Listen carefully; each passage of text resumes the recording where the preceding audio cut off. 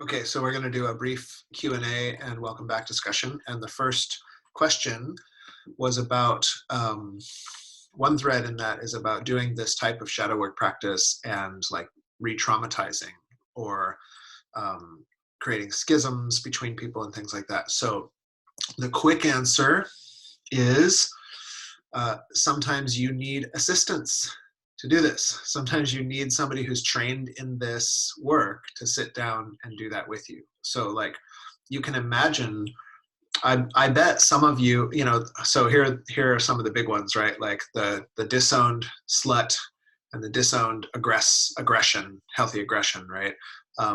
So if you're in a culture that does that and is like, well, little girls don't show their knees, and then you try to go in and like unshadowify that, like sometimes you're not going to be able to do that on your own. It's like, so what will sometimes happen with this is like, people will just, they'll hit the wall. I think in exercise, if you run out of carbs, they call it bonking. Like, so this is like psychological bonking, of like, okay, now say, I'm so narcissistic. And they'll just like, what? I don't even understand the words you're saying. And this is where like the stuff is so deep that you can't even do the exercise, right? So that's one example. Another example is like, you go in there and then it's bringing up all of this stuff that you don't have the capacity to hold on your own. So that is a time to recruit help. So that's where you want your counselor, your psychiatrist. If sometimes we don't have the brain chemistry to handle our triggers yet, and that's just fine. So whatever it is, what maybe you need your NVC coach to just make you talk nice to yourself, or you might need a mediator to actually, like, sometimes we can't discern, oh, is this a trigger? Am I responding too much, or do I really need to talk this out? Maybe you need a mediator to actually talk to the person who's triggering you. So that's the quick answer, is if it's overwhelming, if you're getting flooded, if you can't get out of fight or flight, then recruit help. And in the meantime, you can go back and do your Qigong. You can do the next exercise that I'm about to give you, another different journaling exercise, and that might be able to help. So how does that speak to or not speak to your question? Yeah, it speaks to some of it for sure. But I think, well, I guess two things is, what if the person that you've turned to habitually for help is now the trigger? And then obviously, I guess, go to somebody else. And then I Step guess one, the yeah. other piece is around, where is the process supporting and where do we get stuck in the rut of just going into a downward spiral of like self-blame around it. Yeah. So this is meant to help clue you into the disowned self.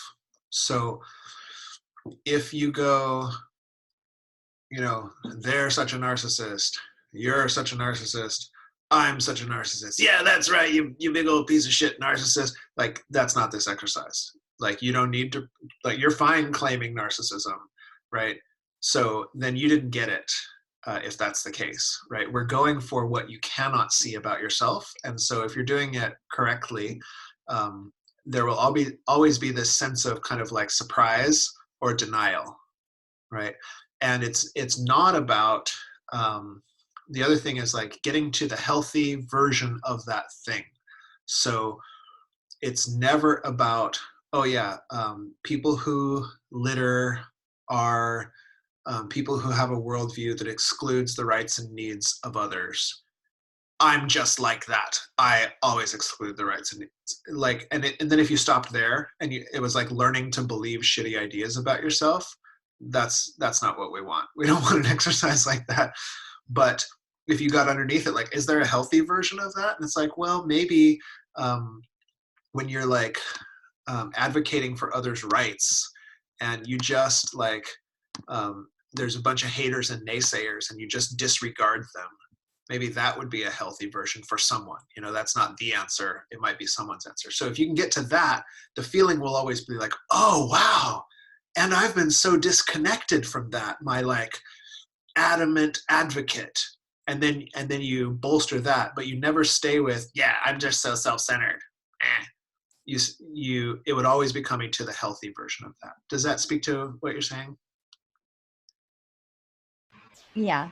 Okay, cool. So sometimes, yeah, there is a little step, and I will just acknowledge we're doing this in like a quick, intensive format. This is a 6-hour workshop, and somebody said we could do a whole week, and it's like actually we probably should, but I am like I want to give you everything I can for the money and time, and so I'm like, here's this. Go do the work on your own. Okay, here's another technique. It really works for me. I did it on my own. You could do it on your own. That's kind of just my style to like pack them in. But those of you who are in instructor training, of course, we can do some one-on-one work with this. I also do coaching hours, you know, if you want to do one-on-one. And then, you know, I'm also not a psychologist. So if you have like deep stuff that you need somebody really trustworthy and trained to hold with you, then like get your counselor on the phone. And there may be questions that I don't address when I'm teaching, and so I'm really grateful for you bringing these little fine points as we go. Okay, let's see. So difficult time finding a healthy expression of condescension. Yeah, so what is someone who is condescending like? What is a condescending person like? What is that? What's that like? Can we describe it? Kristen, do you want to describe that to me? Yeah, I mean, I just think of it as somebody who takes a position of superiority and kind of talks, not, yeah, down to, so assumes that they have knowledge that you don't, or that you can't figure something out. And it's, yeah, kind of like you're a child and they're your parent. Yeah. So, and in that, there will be parts that are like unnecessary, right? There may be some stuff we got to strain out to get to the healthy version. But so what you would want to feel, like this is a feeling based process. So what you would want to feel is let's try the like the position of superiority. Does that feel comfortable to you or uncomfortable? If I said, hey, you're the authority in this room, you should own your superiority in this Zoom room. And if that were true, how would you feel about Right. that? I actually feel fine with that because I'm in that position a lot with my work. All right. Next one. Try on this expression. There is sometimes when you need to enforce a hierarchy. There are some times when you need to enforce a hierarchy. What do you think about that one? Comfortable or uncomfortable? Comfortable? Okay. Let's see. There are times when you can assume that others know less about something than you and speak to them from that assumption. Comfortable or uncomfortable? Totally comfortable. I do it all the time. Okay, well then I don't see why you have a problem with people who are condescending. I think it's more about the assumption and the delivery. It's not, I mean, I don't know. It's that assumed superiority and that assumed like you don't know any better. So they're like, It's like the delivery, not the content. You know what I mean? Like there's a way, and I think I don't know if I'm saying this right, but how do you say Mikio? Miko. Yeah. Miko. Yeah. So like I like her suggestions. I put, as what I would consider to be a healthy expression, like a genuine concern and gentle guidance, or maybe offering suggestions or asking if advice is wanted before just like throwing it out there. I don't know if that's the direction I'm supposed to be going with this, I guess. Yeah. So it's the delivery. Yes, that's what you're saying? I suppose, or just the assumption that I don't know something when I actually know a lot of things. Yeah. How do the condescending people who trigger you, what's their delivery like? I would say, I don't know, like the most recent example is me explaining to somebody that my car doesn't run on all 6 cylinders because there's an inline six engine and it's more money than it's worth to drop the engine out to fix it. And he goes, oh, are you sure are you sure that your car is an inline six? I was like, yeah, I'm pretty sure. I've talked to him 3 or 4 different mechanics about it. And he's like, well, I don't know, I might have to go look that up. And, just the assumption that what I'm saying isn't true when I know that it is. Are you sure, little lady? Yeah, exactly. You know what an inline six is? Well, with that example, let me try this out on you. Okay. Inspired by Regina's comment, but like, you may not be having an inappropriate emotional response to the stimulus. You may be having an appropriate emotional response to the stimulus. What do you think of that? That I'm having I'm sorry, say that one more time. I was reading the chat box. Yeah, your response may not be inappropriate. Your emotional response may be appropriate in this case. Okay. Right? So like, you get mansplained to. That feels validating. Thank you. And you're like, fuck that. Like, kind of. That fuck that may be quite accurate. Okay. Yeah. So sometimes the triggers are appropriate. Yeah, well, I would say, I'm defining trigger as an excessive emotional response, right? Out of proportion. But like, if you've been mansplained all your life, and so has everyone else, and then one comes along and does it again, like, you might just need to rage the town down. Okay, cool. Yeah. Thank you. Yeah. Yeah, we could play with that a little more, but I wonder if maybe, because like you're kind of okay with all of that, and then they come at you and you're irked, but like you're not disproportionately irked. It's like, yeah, maybe they need to be told to shut up. So just a thought. Yeah. Okay, Heather Lee, go for it. I finally figured out how to raise my hand. Thanks, you guys. I appreciate all the support. This exercise was really cool for me, actually, because like when we got to the first person part, I was thinking, I was like, I don't really think that I am that. But then I was like, but I'm not that, because I have this hypersensitivity to being that. Yeah. And so when I see other people not having that hypersensitivity to not being that, I'm bothered. I'm like, I learned to not be that way. They should learn to not be that way too. And then I was like, oh wait, actually, like, I can totally see how that's reflected in how I've developed. Like for me, like my word was like self-absorbed, and they're actually something I've learned to do in my adult life as I've worked on becoming a more whole and balanced person is giving myself permission to be self-absorbed, to like take care of myself, think of my own needs, hold my own boundaries without taking care of other people more than I take care of myself. And so that was really cool for me. Like that was a really great explanation that you gave of finding that shadow self, that repressed. Like, I'm not allowed to be that. So thank you for that.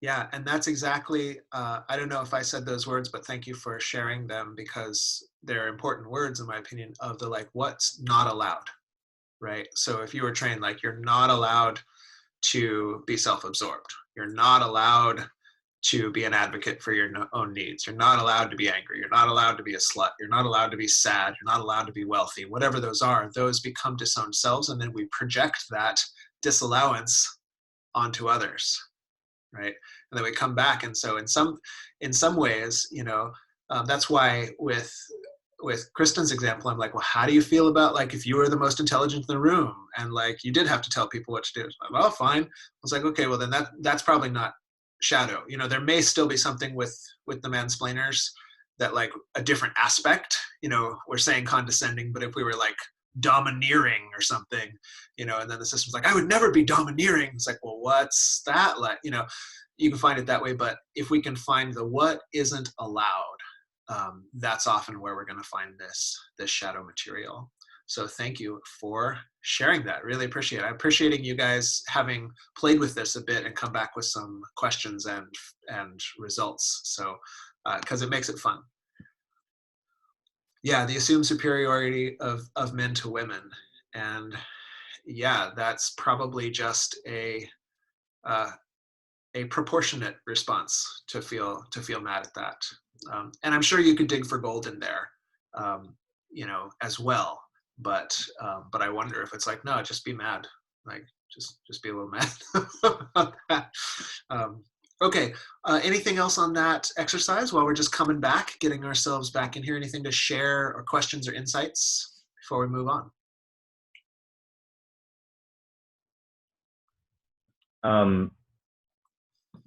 I found that I was suppressing my weakness, Mm, and I was curious about that. Like, what's a healthy expression of weakness? yeah. For me, that's vulnerability. Yep. Right. So one meme I saw recently that was epic was like, it said something along the lines of hyper individualism is a trauma response.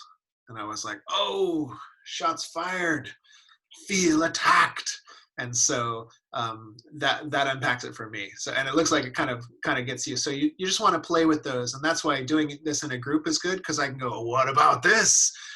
But then it's up to us to feel like, is that it or no? And you know when it's a yes or kind of close, because the system's like, oh, what? Vulnerability? Oh no, you know.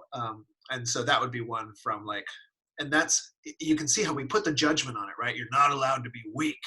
Weakness is for the weak. Oh, um, but I do want to open my heart. Okay, well, I'm going to do it while staying totally protected. Like, it's not going to happen. And so, yeah, being able to play with that can be fun. Does that help resonate? Cool. All right. Totally. And Maureen, the litter thing, I don't understand what I can relate to. Yeah. So litter bugs, they're so what? What is it that really ticks you off about littering?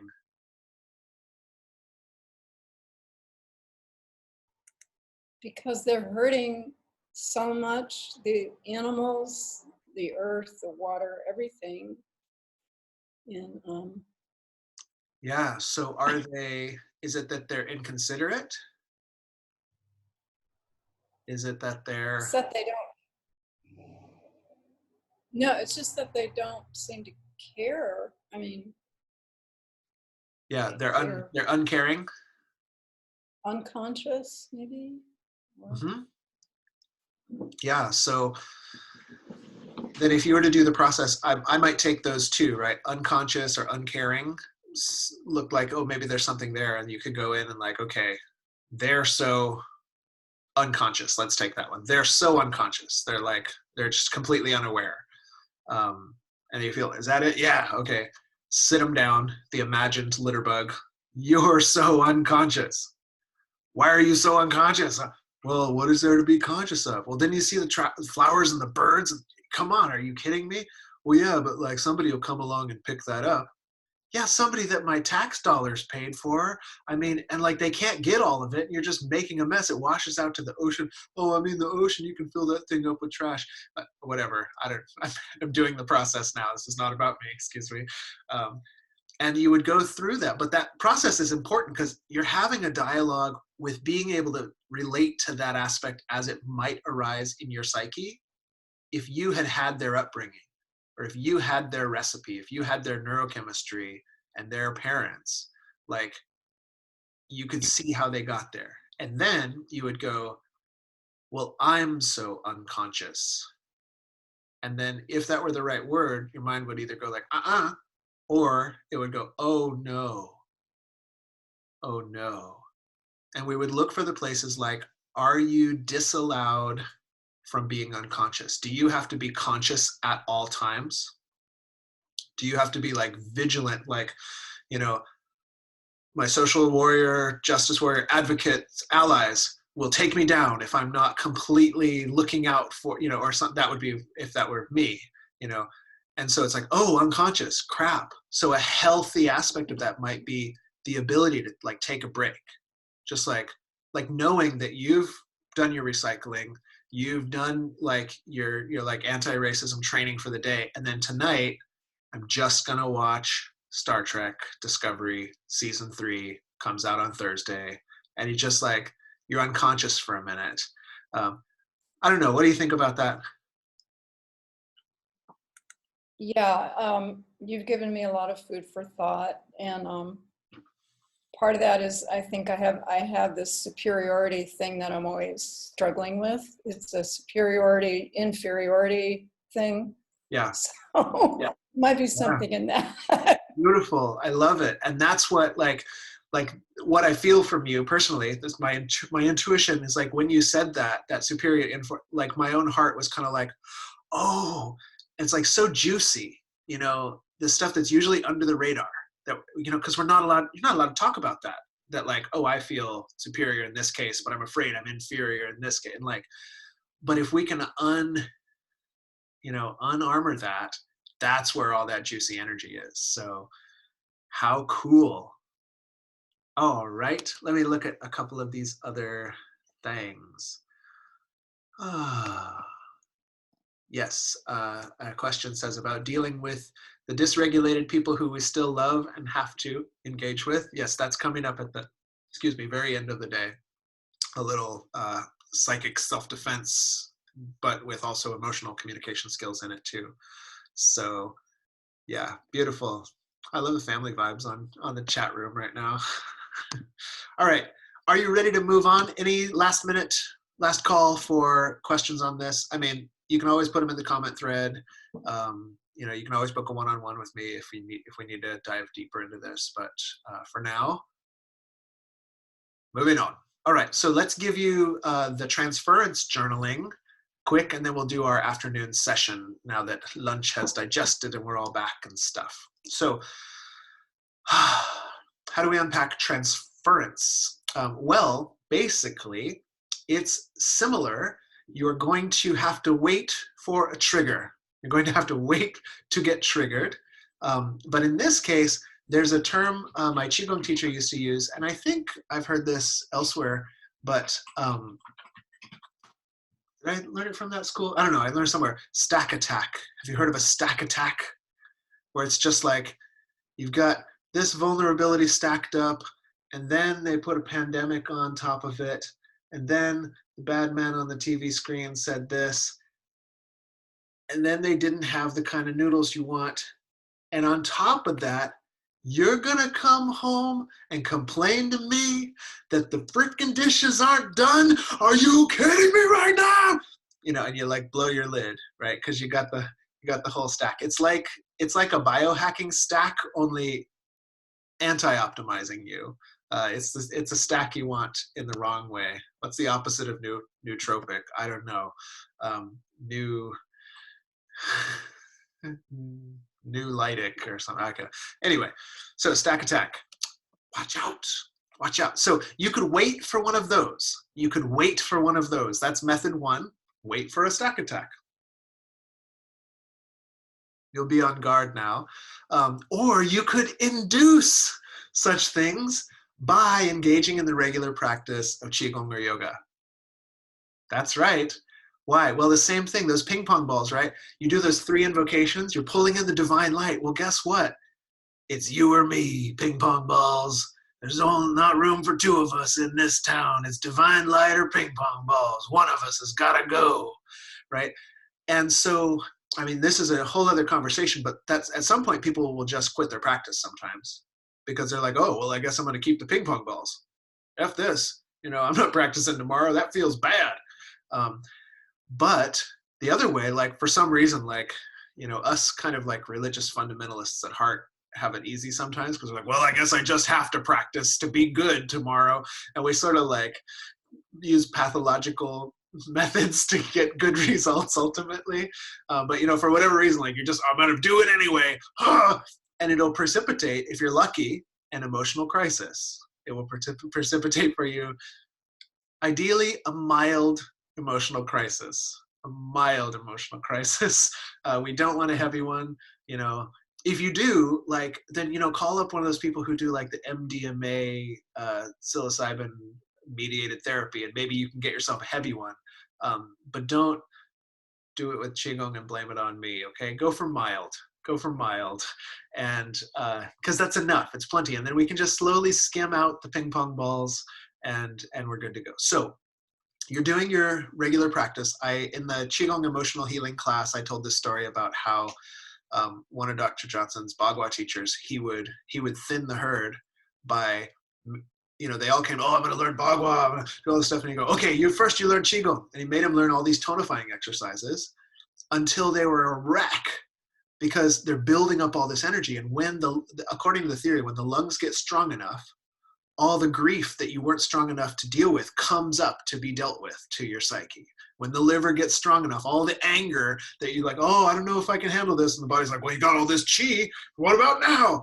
It all comes up. And then Master Wang would then let them suffer for a while. And then once everybody dropped out, but like 3 students, he'd be like, okay, let me tell you how to fix that.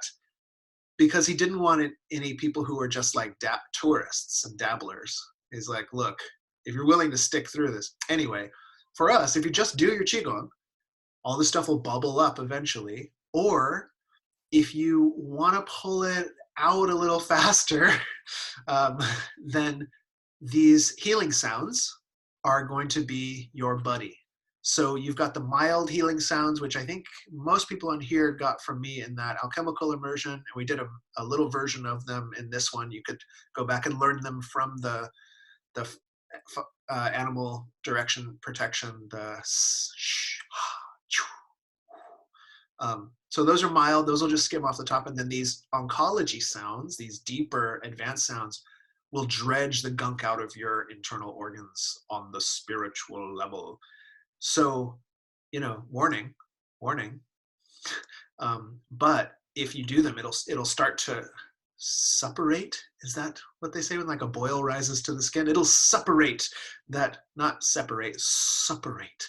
It'll bring all that gunk up to the surface. And then you can skim it off. How are you going to skim it off? You're going to do this journaling that I'm about to tell you, because I don't think I told you in that emotional healing class. And if not, it's worth a review right now. So, it's a stack attack because down at the bottom of it is also an episode of past pain that's overlaying itself on the current situation, right? Let's say, I won't pick on Janelle too much, but she catches my eye. Let's say she made a face like this during class. And then, did y'all see that? It was a pretty good face. And then my mind said, oh, she must have been doing that because she was like, huh? What the hell is this guy talking about? And then, unbeknownst to me, down in my psyche, my deepest freaking fear is somebody going, huh? What the hell is this guy talking about? Because back in 3rd grade at the science fair, that's a hypothetical situation, right? But it happens, right? And so I see this face. Actually, her nose itched that day, right? And I happened to just freeze frame it and lock it in my memory for no reason. But now, combined with whatever isn't true for me today, I'm pretty well optimized today. You're welcome. But, maybe if I had not had enough sleep or I had eaten too many chili peppers and did hot Qigong or something, I could freeze frame this. And then all of that stacks with the underground 3rd grade crap. And all of a sudden, I'm having like a panic attack in class, right? Over one gal's itchy nose, right? So, step 1, we're supposed to go, wait, there's a treasure in this trigger. Or step 0 is to say, oh, I'm triggered, right? Because this doesn't deserve that, right? It's a disproportionate response to the stimulus. So step 0, oi, I'm triggered. Step 1, there's a treasure in this trigger. You may have to dig for it, but there's a treasure in this trigger. And so here's the phrase for your journaling, which is, when is the earliest I remember feeling this way? When is the earliest I remember feeling this way? And let me give you a pointer for your notes. So we're not going to do this together. This is for you in your own practice, to play with. But feel free to do it over this month and put it in the comments on their library there, because it's pretty powerful. So, but the thing is, the question isn't when's the earliest I ever felt this way, because the questions you ask determine how your mind searches, right? So you want to say, when's the earliest I remember feeling this way? And then your mind almost always will pop up a memory. Like you could do it however you feel right now. Like See how you feel right now. I feel neutral and inspired personally. Neutral and inspired. When's the earliest I can remember feeling? My mind goes, fourth grade. You had a great fourth grade teacher. You were studying some science thing, and you felt exactly like this. You were just chill, and your mind was active. Huh, right? So then if you're having this moment, Janelle went like that, I went like this, I go, when's the earliest I can remember feeling this way? And it might not be a fourth grade memory. I might go like, oh, that's when I was 24. I remember that was my first panic attack. Ah, yes. And it was like this. And then what you do is you take your little journal and you write about it. In traditional Qigong, they say write in a pencil because like it draws the chi out of your, I don't know if that's true, but it does seem to work better than typing on your keyboard. So, you write, oh yeah, this is what was happening in my life. Well, who was present there? Oh, so-and-so was present. And then as you do that writing, your mind will probably go like, oh no, so-and-so was present. And she would make that face all the time, except when she made it, she meant to imply this and this and this. And so you write it out, write it out, write it out. And the notion is like you're taking what's inside, all that backed up energy, and you're like qigonging it onto the paper. That makes sense, right? So it's kind of a ritual. You take your little magic wand and you're like, I'm draining the energy of this out of me onto the paper. Yeah. In our last class, we talked about usually first anger and grief will come out, and which one of those is first depends on what order you repress stuff in. So first anger and grief will come out, and then fear will come out, and then worry will come out, and then eventually it'll come all the way. Occasionally you'll go through existential dread, and then once that all goes, Sifu would talk about it as like, when you got food poisoning or something and you had to puke, and then you get to the dry heaves and nothing else is coming up. Sorry to be graphic about it, but this is what it's like on the astral plane of your emotions. Is you're like, oh, and then they said this and this, oh no, and then, oh. Sometimes earlier memories will come up. That's why it doesn't matter how early you felt this. You'll go like, oh, I'm 24, and then you'll be writing, it's like, oh shoot, it was actually when I was 17. And then blah, blah, blah, blah, blah, blah. And then you'll get to a point where like, in that moment, sorry to be graphic, just turn off the camera or something, but like when you're like, the body's going like, am I still sick? Nope, no, I'm not. Oh, are you sure? No. Oh, I'm done, right? And then you stop journaling, you take it out, you burn the page, or bury it, or one of the great 5 sacred things. Fire shall crumble this paper, wind shall blow it away, earth shall, oh, I forget my chant, but anyway, you got your own witchy stuff you could do. So this is the question to help unpack the transference from your 3rd grade, 24-year-old, whenever the earliest you can remember. And then you just go through the emotions, and you're getting to a natural neutrality or forgiveness. So you want to go through uncomfortable emotions until naturally a neutrality or forgiveness arises. And it does. I can tell you this from personal experience. You can get, it may take years, and you, same as before, you may need a therapist. Like, we're not talking about little wimpy stuff here, you guys. We're talking about the real deal. But these are your homework in addition to whatever other kind of allies you need. Why this stuff gets stuck is that we either feign neutrality, right? Oh, wow, that happened to you when you were 13? That must have hurt. I mean, it didn't hurt too bad. Another ping pong ball for you, Or we feign forgiveness. Wow, oh man, your family did that to you? I don't know if I could have survived a family like that. Oh yeah, I've forgiven them though. We all have our troubles in this life. It's like, yeah, bullshit. Like, you are a bullshit artist right now. But it's just premature. it's not that the forgiveness is false or that the neutrality is false. That's your heart. So we're journaling through the anger from your liver, the grief from your lungs, the worry from your spleen, the fear from your kidneys, and you get to the heart, and your innate qualities, at least according to Taoism, but also some mindfulness-based therapists are finding, like what's his name, Dan Siegel's Mindsight stuff. Like if you can get to the innately neutral and already forgiving aspect of yourself, you can shine that on all this other stuff, and it'll actually start to help heal it really fast. So don't diss forgiveness. Just know that you're a bullshit artist, right? Like you've pretended, you tried to fake it till you maked it, but that didn't work, right? So first you go and forgive yourself for being mad, for being sad, for being in the situation, for being worried, for being fearful. And how do you do that? You own it, like, oh, this sucked. I was scared as hell, blah, blah, blah, blah, blah. This is a terrible thing. I don't like myself. I don't like the other people. And you don't censor it at all. There's no NVC in this exercise either. You are the worst B word that you can imagine. I'm censoring random expletives. Some of them I'm saying out loud and some I'm censoring. I hope you enjoy that game.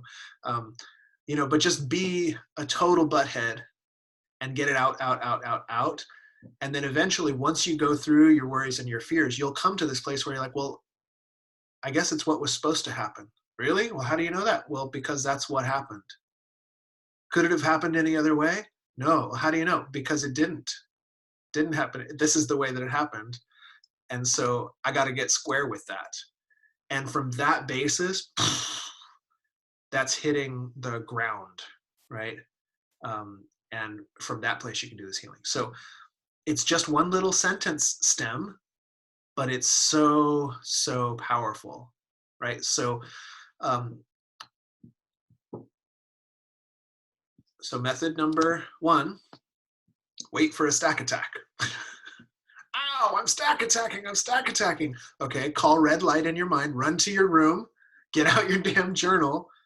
When's the earliest I remember feeling this way? And then purge. Step 2, if you don't want to wait for a stack attack, do a bunch of Qigong and you can induce one, particularly these purging exercises. And so if you end this workshop today or you're doing those and then you're like, wow, why am I so sensitive?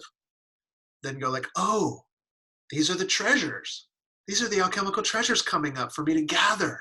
Got it. And then just start gathering them. Okay, so let's take comments and questions on that before we do our practice. James, what do you say, Mr. Hand Up? There we go. Purging this kind of stuff is, I like your recommendation to have a professional because it can be quite painful. Yeah. Peeling away these layers can be, it can get quite destructive. Yes. And so having someone to sit with you when you do this, it can be quite profound because they can tell you it's going to be okay. Yes. It's going to be all right. You got to stay with it. And generally I run into, when I do this with other people, the resistance I run into is profound. Yes. Asking someone to forgive themselves, you might as well think I asked them to eat ground glass at times, because they have no clue how to do it. And so and I've just been through this in the last year too myself.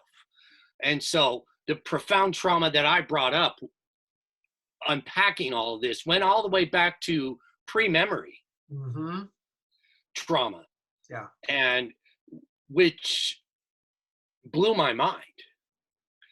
And having somebody there who I could check in with almost every day and have them go, it's all right.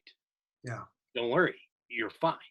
Yeah. When you're crying or when you're hysterical every day because you're unpacking this grief that's 50 years old.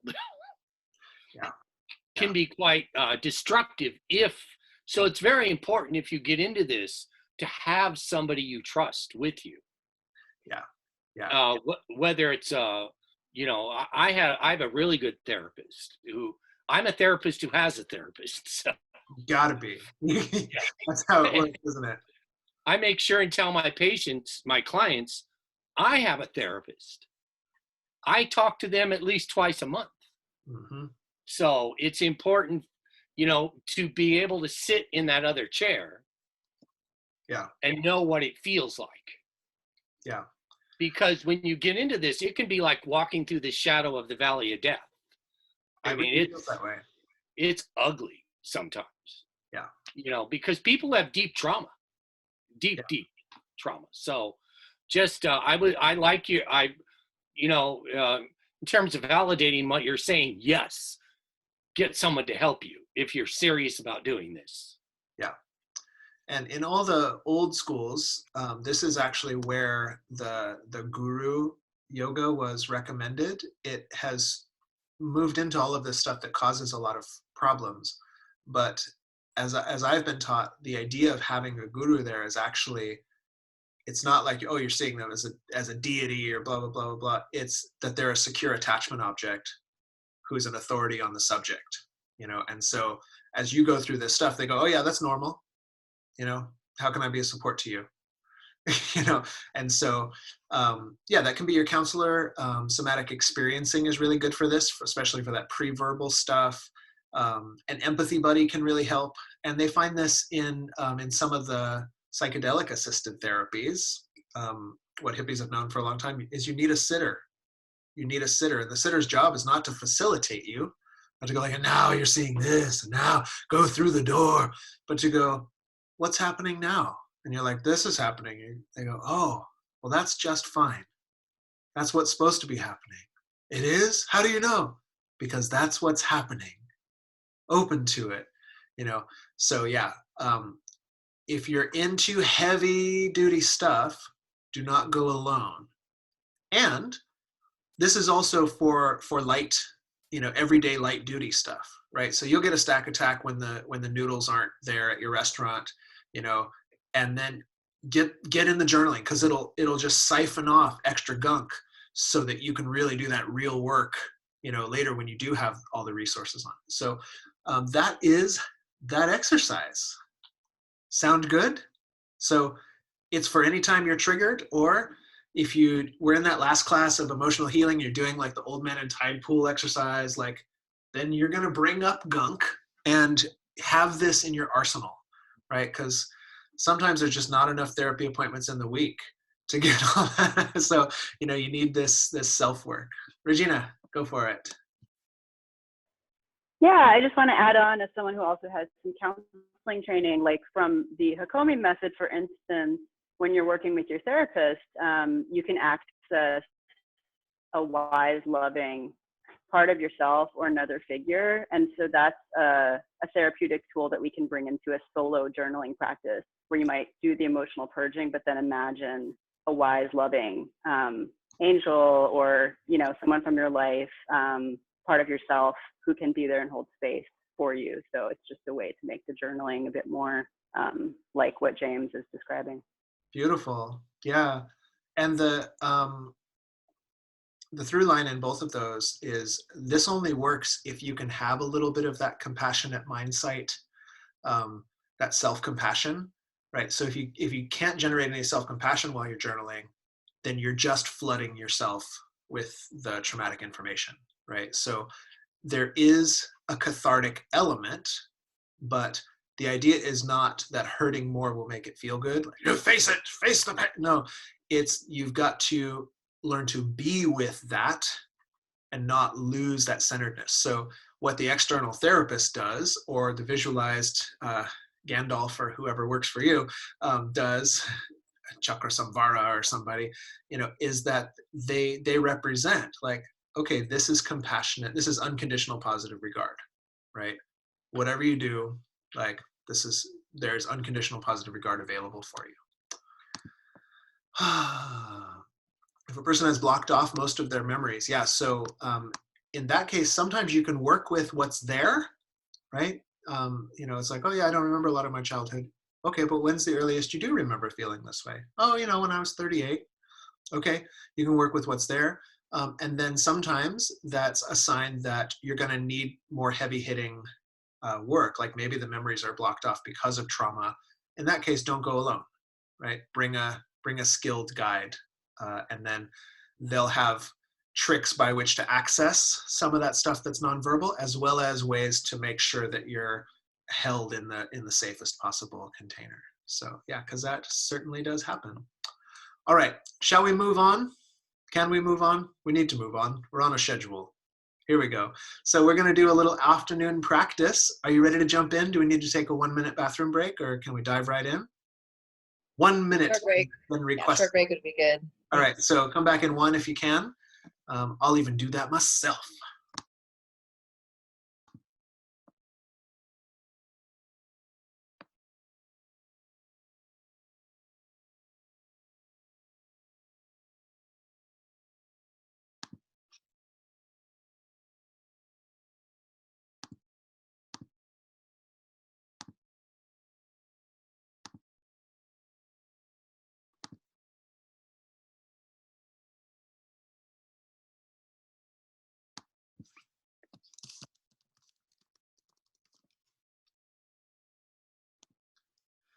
All right, home again, jiggity jig.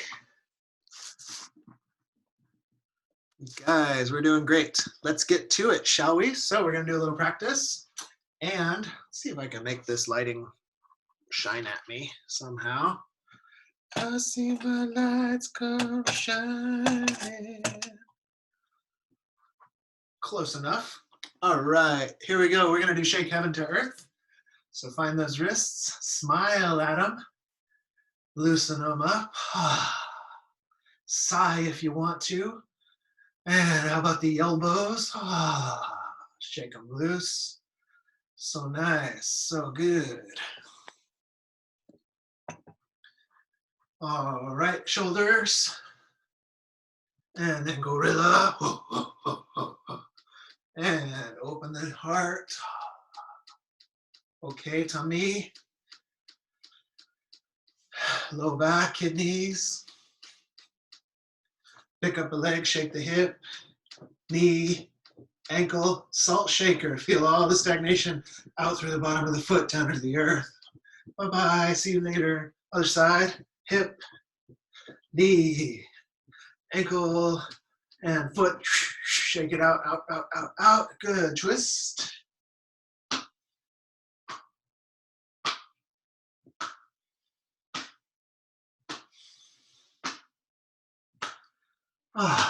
All right, let's pull down the heavens. Here we go. Inhale. Ha sound. Feel it vibrate down your front. Oh. So the next one down the back. Oh.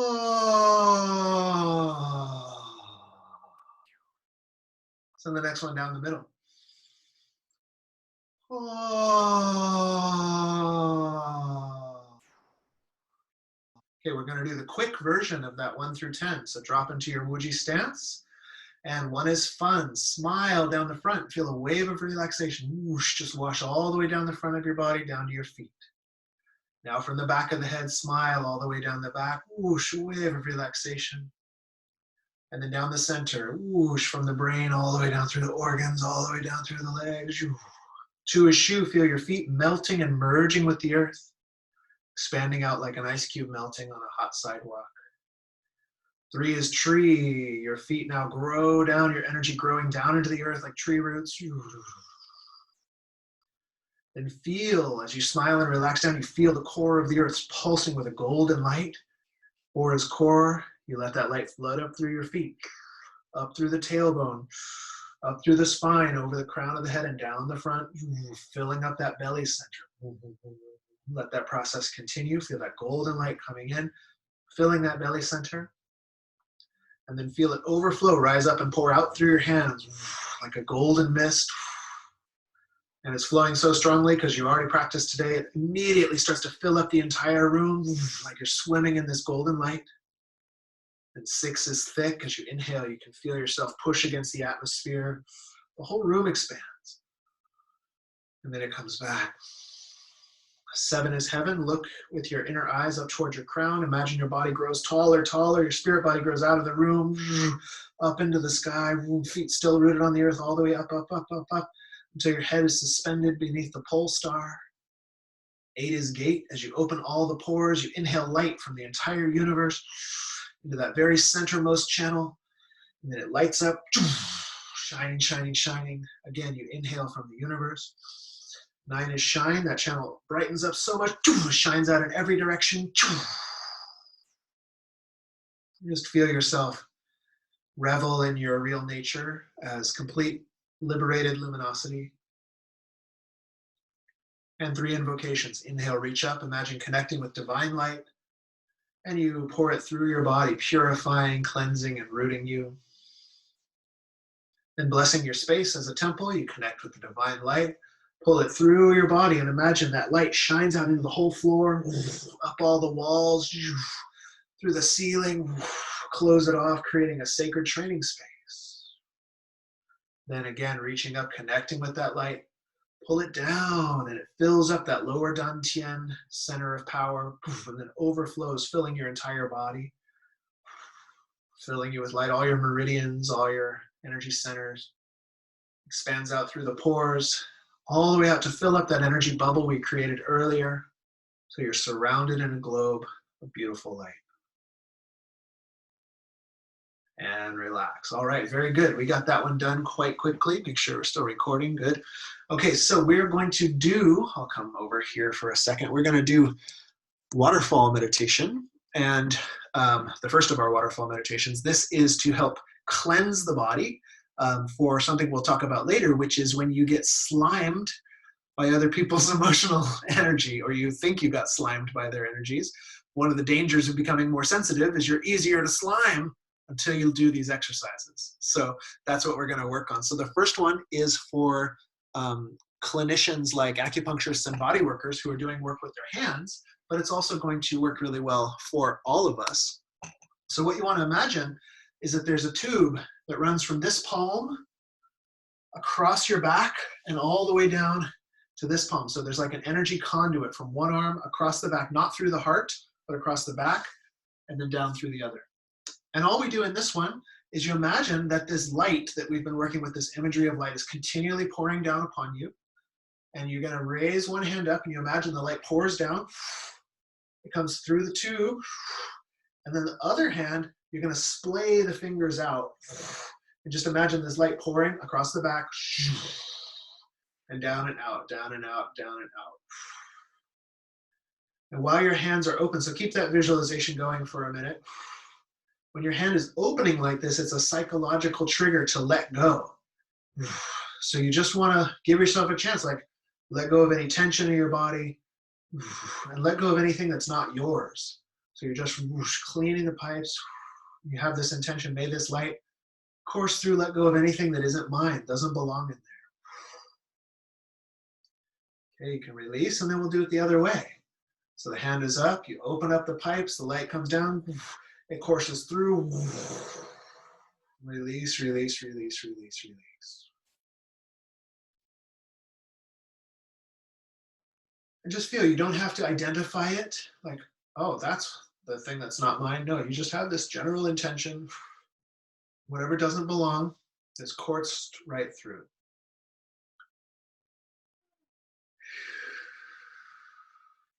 Good, okay, and then gently let go. All right, let's look at you. How did that feel? Good, you got the idea coursing through. So sometimes you will know what you got slimed with. You'll be doing this, and you're like, oh yeah, that guy yesterday at 3:30. Get out of there, bro. That's great. Other times it's like, oh, just a feeling. Sometimes it's your own stuff, right? You slammed yourself by, right?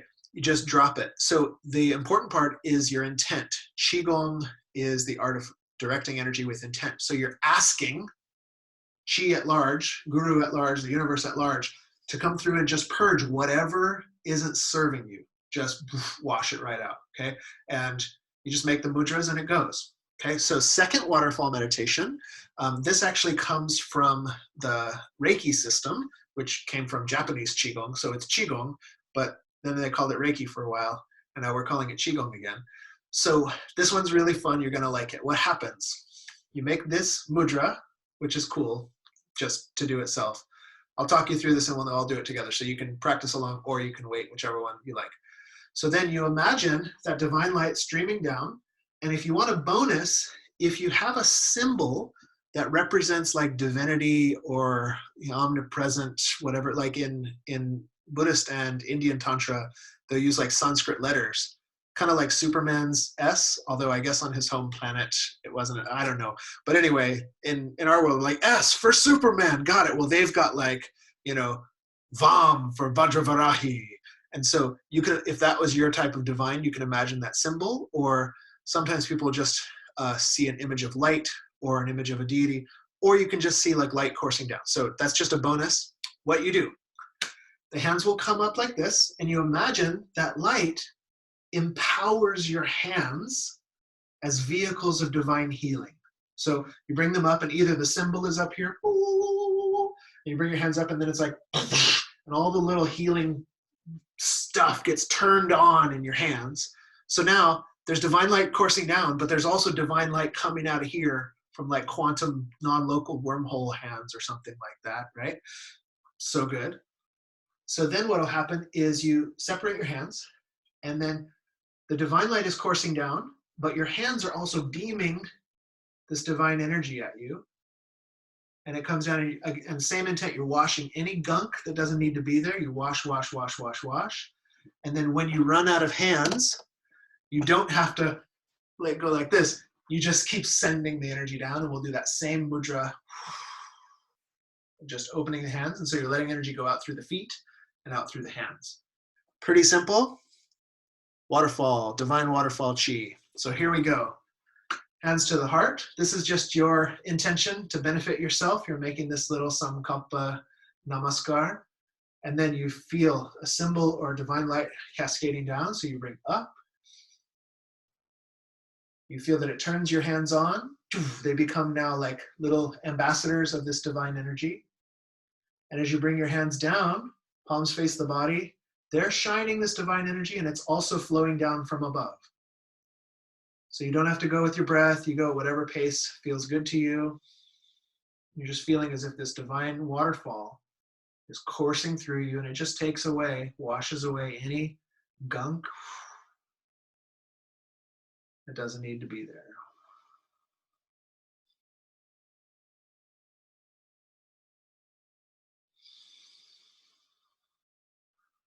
Okay, so end with your palms facing the earth. And we'll do the last part. So now you've been generally purged. Now imagine that this crown aperture, this crown chakra, the divine light continues to flow down. It flows down to your dantian, where that pearl was. Remember the pearl from before? So the divine light flows down. When it hits the pearl lights up. And now your own intrinsic virtue, radiance, and the divine light both course throughout your body. And they overflow, and just feel that pouring out through your hands and your feet. So just like we did before with that 5 alive, where we were pouring the energy out through our hands, now we're doing the same thing, but it's constantly coming from above, filling the dantian cauldron, pouring out from the hands and feet. You just feel like you're in this waterfall, flows down into the dantian, overflows, and pours out through the hands and feet. Feel that it carries away any impurities. And then it continues. And you're just now radiating light from your palms and your feet, your whole body full of light. Radiance emerging. Feel too that any of the things you let go, any of the non-conducive energies, they flow down into the earth, and then they go to wherever they're useful. Maybe they're transformed in the center of the earth, or maybe they flow along to some kind of creature who can eat that energy. Maybe it goes composting into the soil. And then finish just imagining the light flowing in, overflowing, and then it's only just brilliant light that flows out.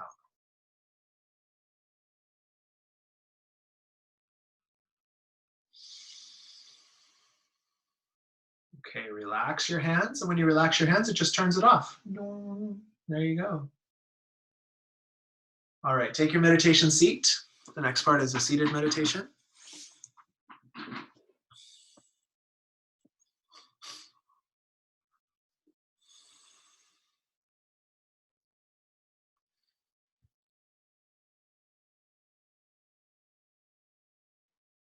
And once you're in your seat, just drop right into that meditative state.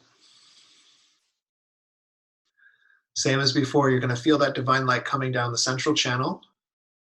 It reaches the pearl, but now instead of expanding out of your body, you want to feel that light beginning to concentrate in that pearl. So we can do it with the breath a couple times. You can inhale it down. And as you exhale, the light goes into the pearl, makes it brighter and brighter and brighter and brighter.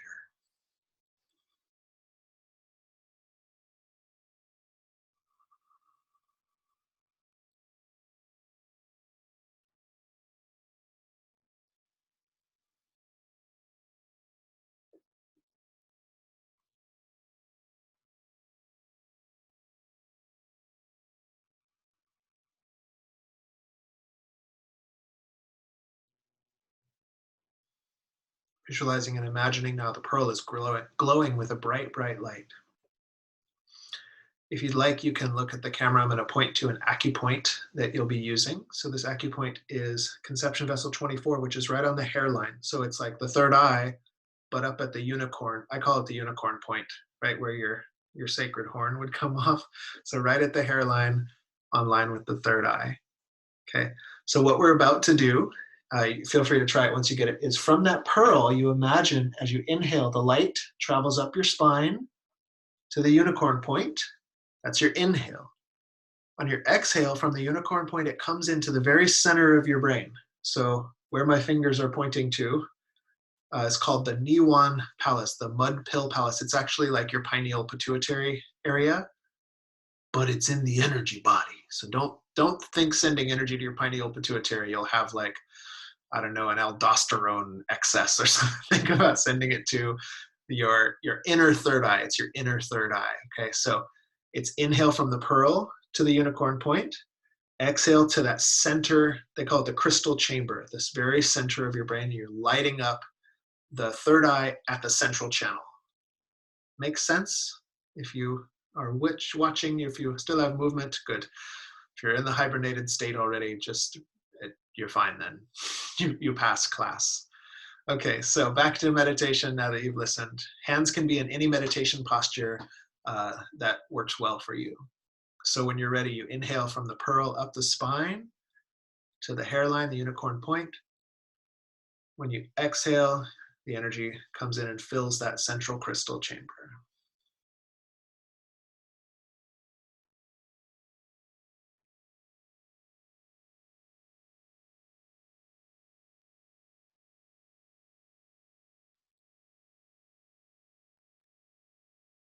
Continue with your own breath.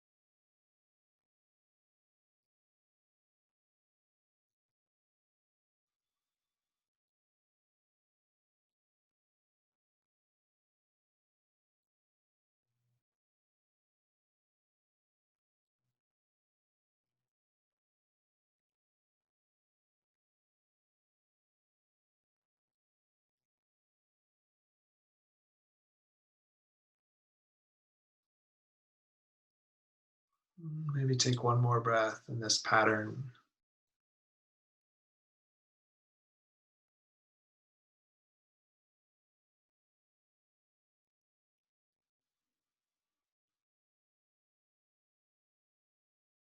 Visualizing that beautiful light that you've created like a luminous pearl in the center of the brain, in the center of the head. And then imagine your central channel like an elevator. And this beautiful luminous light takes the elevator all the way down, all the way down, all the way down into your lower abdomen until it joins with the pearl in the lower abdomen.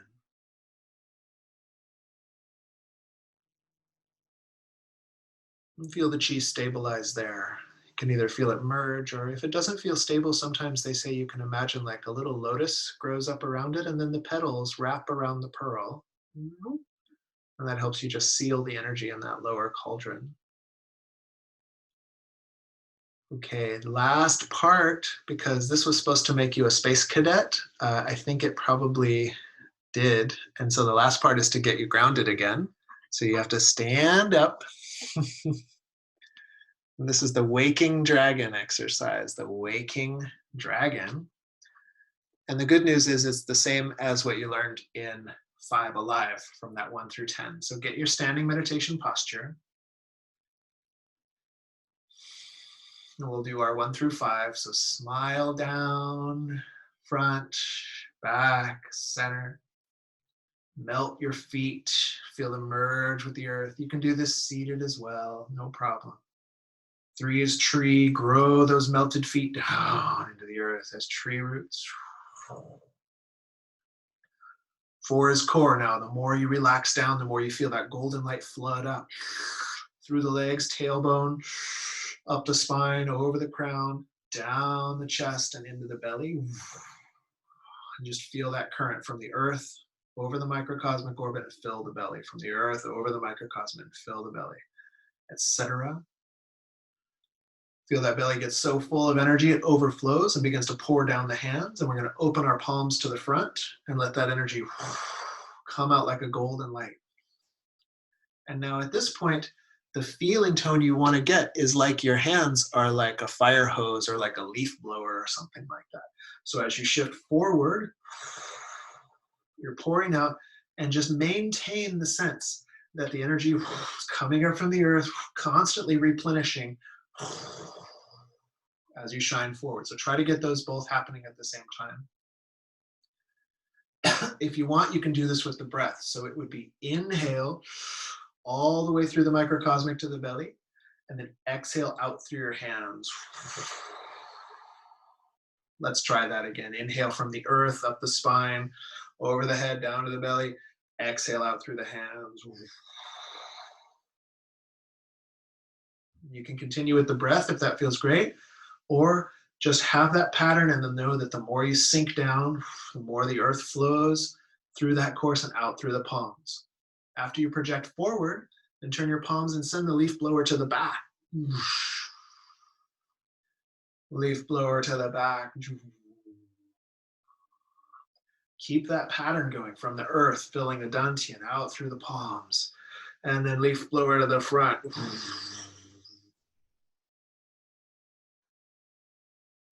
And then to the back. And then once more to the front.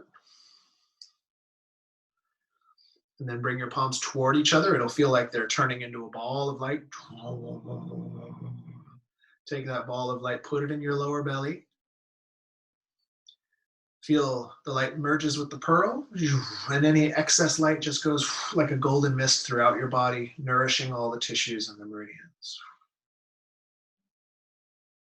Then pulling down heavens to close, inhale from the earth, inhale from the sky, smooth down the central channel, and seal the chi. Again, earth, sky, smooth it down, and seal it up. One more time.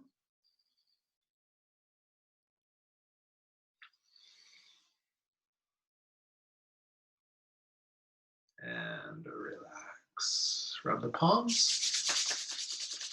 Wash the face, comb the hairs, stroke the beard, and then stomp it out. I don't wanna. And you're done. All right, that was a fun practice. We are going to take a few questions, then we are going to take a break. When we come back, we're gonna do nonviolent communication, and that's gonna be fun. So let's hear, how was your practice? Do you have questions on it? And if not, I'll make up some questions to ask you. Ha ha ha. Anything to report? Amanda, go for it. I just got feeling a little dizzy and maybe just like a little pain in my shoulder was coming up. And yeah, maybe as you said, like just we're coming back into the density, more of the gross realm, grounding. Mm-hmm. I can feel maybe the subtle work that I'm doing on, you know, this meridian as I'm bringing that meditative energy back. Yeah, absolutely. And these are kind of advanced practices.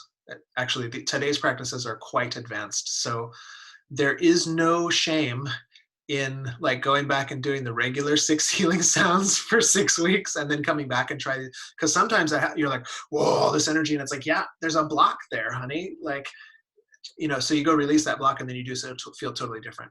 Other times, that's just to put that out there. Other times, that's just how you felt in this moment, you know, and it's fine. So just take note, you know, enjoy. But yeah, lots of energy moving. We can at least definitely say that there's plenty of energy moving. So very cool. Janelle, did you have your hand up? Go for it if you want. I was just thinking that felt, well, I posted it too. It felt really potent and almost hard to control. It was like I was almost a step ahead of you every time. It was just like, and it was really hard to, like, I felt like I could have done like a lot more energetically than maybe I should have, than maybe best. The force is strong with your family. I don't Yeah, know. Weird. go for it. And then if these are advanced practices, but it is also hard to hurt yourself with them, with these particular ones. You know, I didn't choose any that it's easy to hurt oneself with. So I would say have fun. And if it feels scary, then you're not having fun. So you broke the rules. But go ahead and have a little fun. And then you can always go back, the 8-section brocade practice, the 6 healing sounds, all these tools you personally have. Like if you do get a little wackadoo, those all smooth you out. So so you're pretty safe on these. Yeah, and they're really potent neato practices. Like we could have done this whole class and just done the 1 through 10 as our, it's got it all in there. But then these other ones are kind of like some cool stuff to check out. So yeah, like going fast too, there was like a whole different level of like that potency when we were going faster. Like when we go slow, it's like nice and like peaceful, but we go fast and it's like I kind of wanted to explode a lot more. Yeah, so you know, play with it, make it yours. You know, if it's like, ooh, that fast gets you. Sometimes when we do a practice faster, it gets us out of our head, so we actually feel the energy. We don't have time to go like, ooh, am I doing it right? Ooh, am I feeling my, we're just like, smile. Whoosh. Oh, okay. Other times, you know, it's like we get racy and then the energy follows that. And so it's like, feel it. Like, is it feeling good? Is it, you know, how does it feel if you do that for 3 days in a row and like make it yours? And yeah, that'll be great. Okay, let's see, this one looks intriguing from the chat box. What partner practice might look like? Who's on board for waterfalling? Ooh, when something crunchy comes up. Yeah, so you could, so you got to make sure not to make this an insult. Like if they know the code, right? Because we, like some of Heather Lee and I and my partner have this, one of our lamas is like, yeah, when you need to release, like just spread out your hand, right? And this triggers your mind from all this practice. Oh, drop it. But then if your partner's looking at you and you're like, you know, it's like this subtle, like, you're really pissing me off right now. So, you know, like, don't do it as a passive aggressive tactic, but in terms of adding a energetic or somatic experience to a set of agreements for like co-regulating, fabulous. like totally like just get together and like, the idea is like you wash it. Okay, whatever in me is like aggressive or graspy or tuning out, like let me wash it out. And they're doing the same thing. And then you can also be kind of asking like, and then whatever in the whatever karma is like stuck in this relationship, let's let whatever's ready to let go, and then come back to a difficult conversation from that spot. Awesome, totally awesome. You can do this if you hit a red light and you have to go to your separate corners. We'll go to your separate corners and do the waterfalls. Like perfect. And then the last one in Reiki training, what I'll teach, because this is I re-Qigongized Reiki exercise, but then you can also do this to another person. So you put the hands up, and instead of going this way, you go this way, and then the divine light is flowing down on them, but you're also blessing them with your hands, and that's just delicious, right? That's not for crunchy times. That's for like awesome times. So or pre-crunchy, like, okay, you ready to have a fight? Yeah, but first waterfall me. Okay, so that'll be fun. All right, what else? We got some good stuff. We got magnet hands. We got all these nice things. Okay, cool. Anything else we need to report? Miko, go for it. I had a great experience with when we turned our hands behind at the end. I just wanted to stay there forever. It was like that whatever was back there needed that for my whole life. Interesting. Well, definitely in the like psychic self-defense aspect, my Sifu, my root teacher, was very much like, just always work on your back. Because if a non-conducive force is going to sneak up on you, that's where it's going to sneak up from. And so having that awareness back there is like, it can be very healing. Just fill out the back, because a lot of us have not filled out the back. We've worked on our facade as we've been taught. So maybe something like that. Maybe it's going to your ancestors. I don't know, but awesome. Just do it. Sounds great. I love it. Okay, was there another one? Did I see anybody's hand? No, I was delusional. It was my cognitive overlay. I didn't really see a hand. I saw cognitive overlay. Oh, Kristen raised a hand. Go for it. Yeah, I'm just curious, because with the workshops that we're doing and for the instructor certification, are you wanting us to then just work with this material solely for this month, or is this just adding to the other stuff that we've been doing? Because I haven't really been focusing on the workshop work. I've been doing a lot of the 8 brocades, and I just wasn't sure if we were supposed to be like really immersing in this stuff for each month, or if we're kind of allowed to go back and forth. You are allowed to go back and forth. Let me be your permissionary. Thank you. Yes. So it's quite individual. It's meant to be quite individual. I do want you to have these in your repertoire. So one of the best ways to do that is to spend some concentrated time on them. But I'm not attached to that. So yeah. And let's do other logistical questions on the lunch break or the break for time. But non-logistical questions. Sydney, do you have something to share? Hi. Question, just wanting more information, like more clarity and tidbits about that unicorn point, the governing vessel point at the crown of the head, or I guess more on the hairline area. I noticed this point in particular during massage sessions, like I usually will work these points, and when I get there, I can tell before I even get there that this person is so relaxed, they're going to start to snore. And then sure enough, they always do. It's like that point that just puts them to this, like, you know what I mean? Like they're really relaxed and then they just go like to this way deeper level. I've noticed with massage work that point. Yeah. So maybe you could speak to more of like what that's all about. This is like the calmative third eye. So it's a point that deeply relaxes the spirit. Like that's its main indication. So all of these kind of do that. They clear, cognitive obstructions and they pain relief and stuff like that. Like this one is like great pain relief and like calm the spirit down, stick a needle in it. This one is more like, oh, thank God. like the effect that you're getting. That's what it does. That's its job. So yeah, and you can look it up. Like there's classic point indications, like it's the confluence of the stomach meridian and the governing vessel and stuff like that. But just look up governing vessel 24 and you can find all that. But yeah, basically your experience is what I was taught that point does. So use it on yourself, use it on your buddies. Oh, quick Chinese massage trick, medical massage is for depressed people. You stroke up from this third eye to this third eye, 50 to 100 times. If they're manic, don't do that. Just hold them, and it helps to calm it down. But this one is like, and so it's raising by the motion, but it's stimulating all of these different third eye points, and it's really kind of nice for that. Yeah, governing vessel 24. Oh, Brian likes it too. Yeah, this will just put you right out.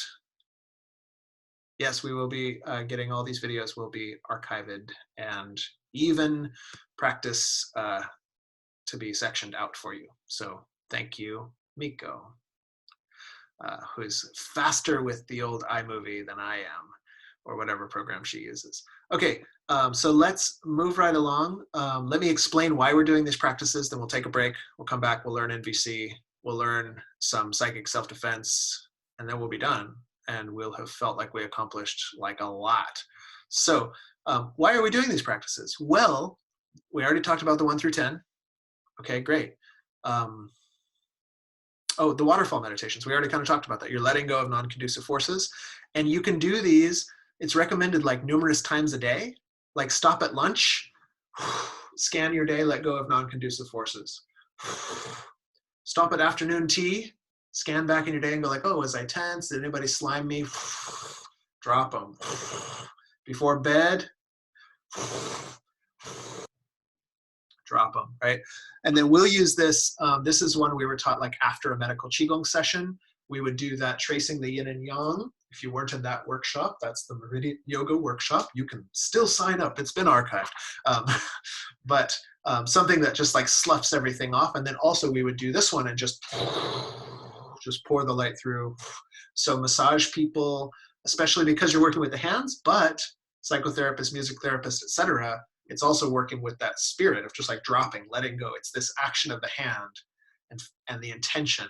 So those guys, and then the same thing with this one, although this is a little more of like an epic attunement vibe. And when we did this one with the hara breathing, right? Divine light comes down here, overflows, and then it's just constantly flowing out through your hands and your feet. This is the training that you want in order not to get slimed, The best way to do that is to have a constant influx of the energy you do want, so there's no pockets for the energy you don't want. That makes sense, right?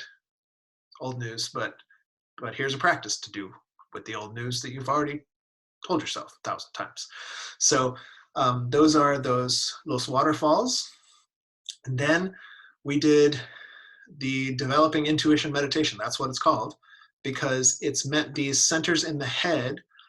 We can talk about this more at another time, but you've got 3 intuitive centers. Your dantian, your lower belly, is for kinesthetic intuition, gut feeling.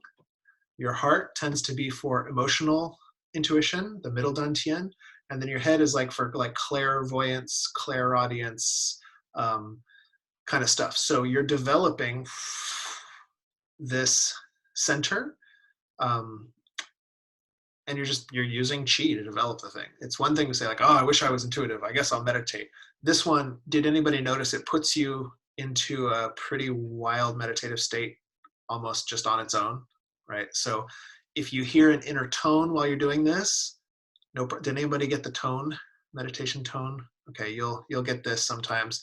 Read the Hatha Yoga Pradipika. They're like, it's like a swarm of bees. And like, no, it's not. Then you read the Geranda Samhita, and it's like, it's like a thin flute. And you're like, well, kind of. You read the Taoist text, it's like 10,000 cicadas. Like, well, sometimes. But anyway, meditative tones will happen. Sometimes also you'll see light, or sometimes you'll see images, or your mind will just silence itself. Oh, thank God. Oh, thank God. The mind will sometimes silence itself. That's why I didn't lead you through the breathing, because I did one and then my mind was like, oof. And then I was like, wait, you're teaching class, bro. Like, how long have we been here? But it was only a couple seconds. So that was the good news. Yeah, good. So you'll see excellent lights. Yeah. And then pressure in the head is okay as long as it goes away, right? If this gives you, thank you for that, James. If this gives you a headache, don't do this particular meditation. You learned plenty of other stuff today. If this gives you a headache, or if you find yourself like spiritually bypassing or dissociating a lot, if you have tendencies to dissociate or to go into freeze, a lot of time this up pattern is associated with that. So if you find that getting worse, this is not your practice. You'll actually get more intuitive by staying in your body. But headaches, that's just energetic. So then once you clear the liver gallbladder, you won't get a headache anymore. But just pressure is no problem, right? The stuff will inflate, the skull bones will move around, and then you bring it back down. You're like, okay, headache's gone, no biggie. So good, thank you for reminding me of that. What else? Yeah, it's like tinnitus, but not uncomfortable. So tinnitus is like ringing in the ears, and people are like, "Hey, where's my acupuncturist? I got tinnitus." This is like, it'll go, and then you stop meditating and it stops doing that. You're like, well, it's not tinnitus.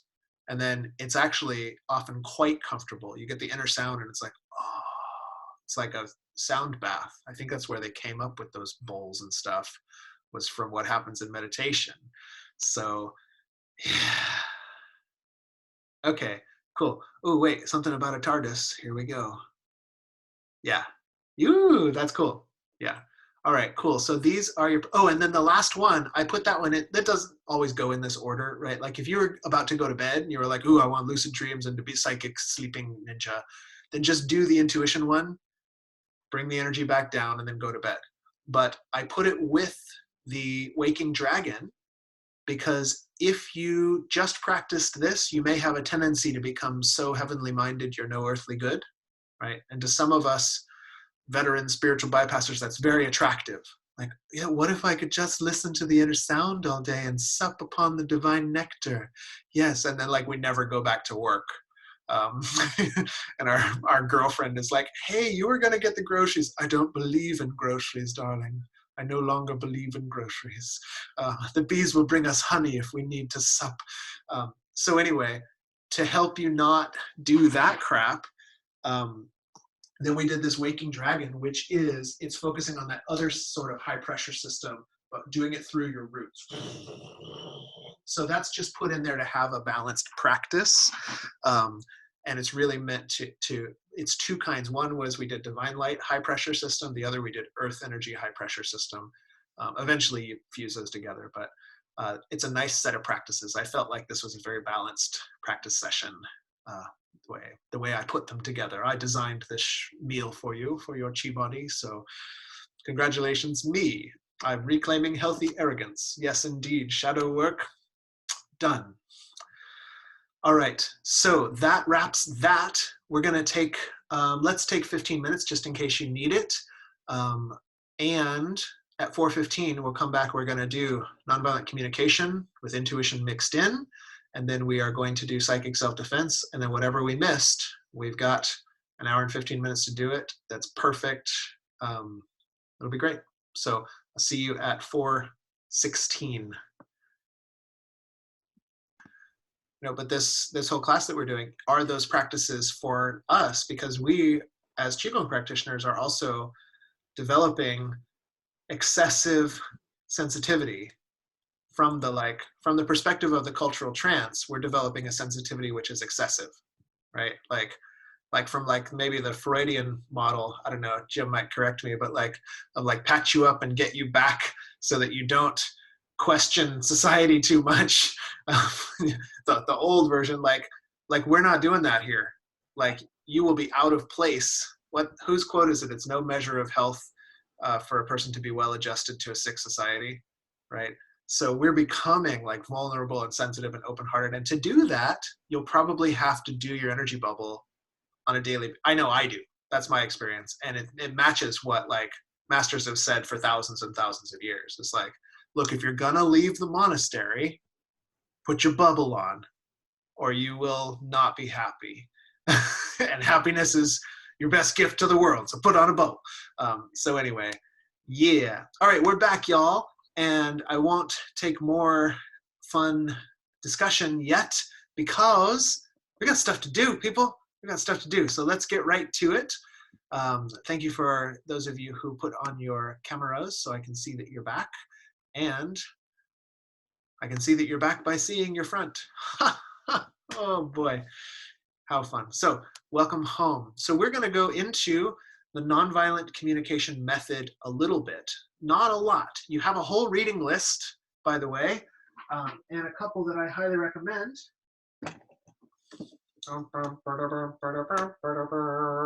are Nonviolent Communication, A Language of Life by Dr. Rosenberg, and the companion workbook. What? That's right, the companion workbook. And I love that there's a companion workbook. I got mine back at the used bookstore, because if you don't have an empathy buddy to practice with, you're like, yeah, this is cool, but when am I going to practice? There's exercises that you can do in your journal in the companion workbook. Oh yeah. So we don't have time to do a whole, like you can do whole week-long trainings on NVC.